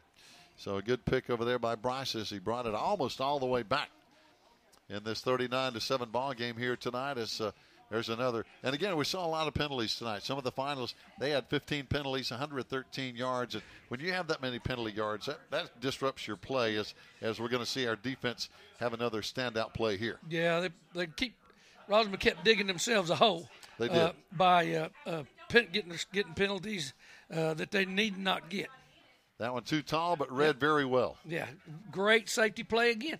That's actually the same route that Bryce intercepted on. The ball was overthrown this time, and he was playing the same position there that Bryce was playing earlier, and he picked it. It's the same exact play. Yeah, good job by Brandon Salinas. Thanks to Joe Holt and Emma Dingle up top, doing all our great replays. And, Coach, that's going to wind it up for us tonight. But a nice win tonight going into the big Smoky Mountain Conference championship showdown, if you will. I know the season's not over yet, but the two teams that have a 0 in that loss column in conference play are going to square off next Friday. Yeah, I don't know. I've got to talk to my son Cody. He was helping you broadcast the game last year and won. I told him, I said, I hope you're here. I don't know where he's going to be. I hope he's here. I said, I'm going to bring you in for just a little. You got to come in for a little while. You got to rub a little bit more of that luck on it, son. Hey, that's it. I tell you, when Swain and Murphy plays, a little luck is always a good thing. We'll rub every rabbit's foot we have to. Howl at the moon if we need to. You said it. Fans, that's going to wind it up. Thanks for listening in on the Maroon Devils Network, and have a great weekend. Join us next Friday, 7 o'clock from Murphy, the showdown. Have a great weekend, and thanks for listening. So long.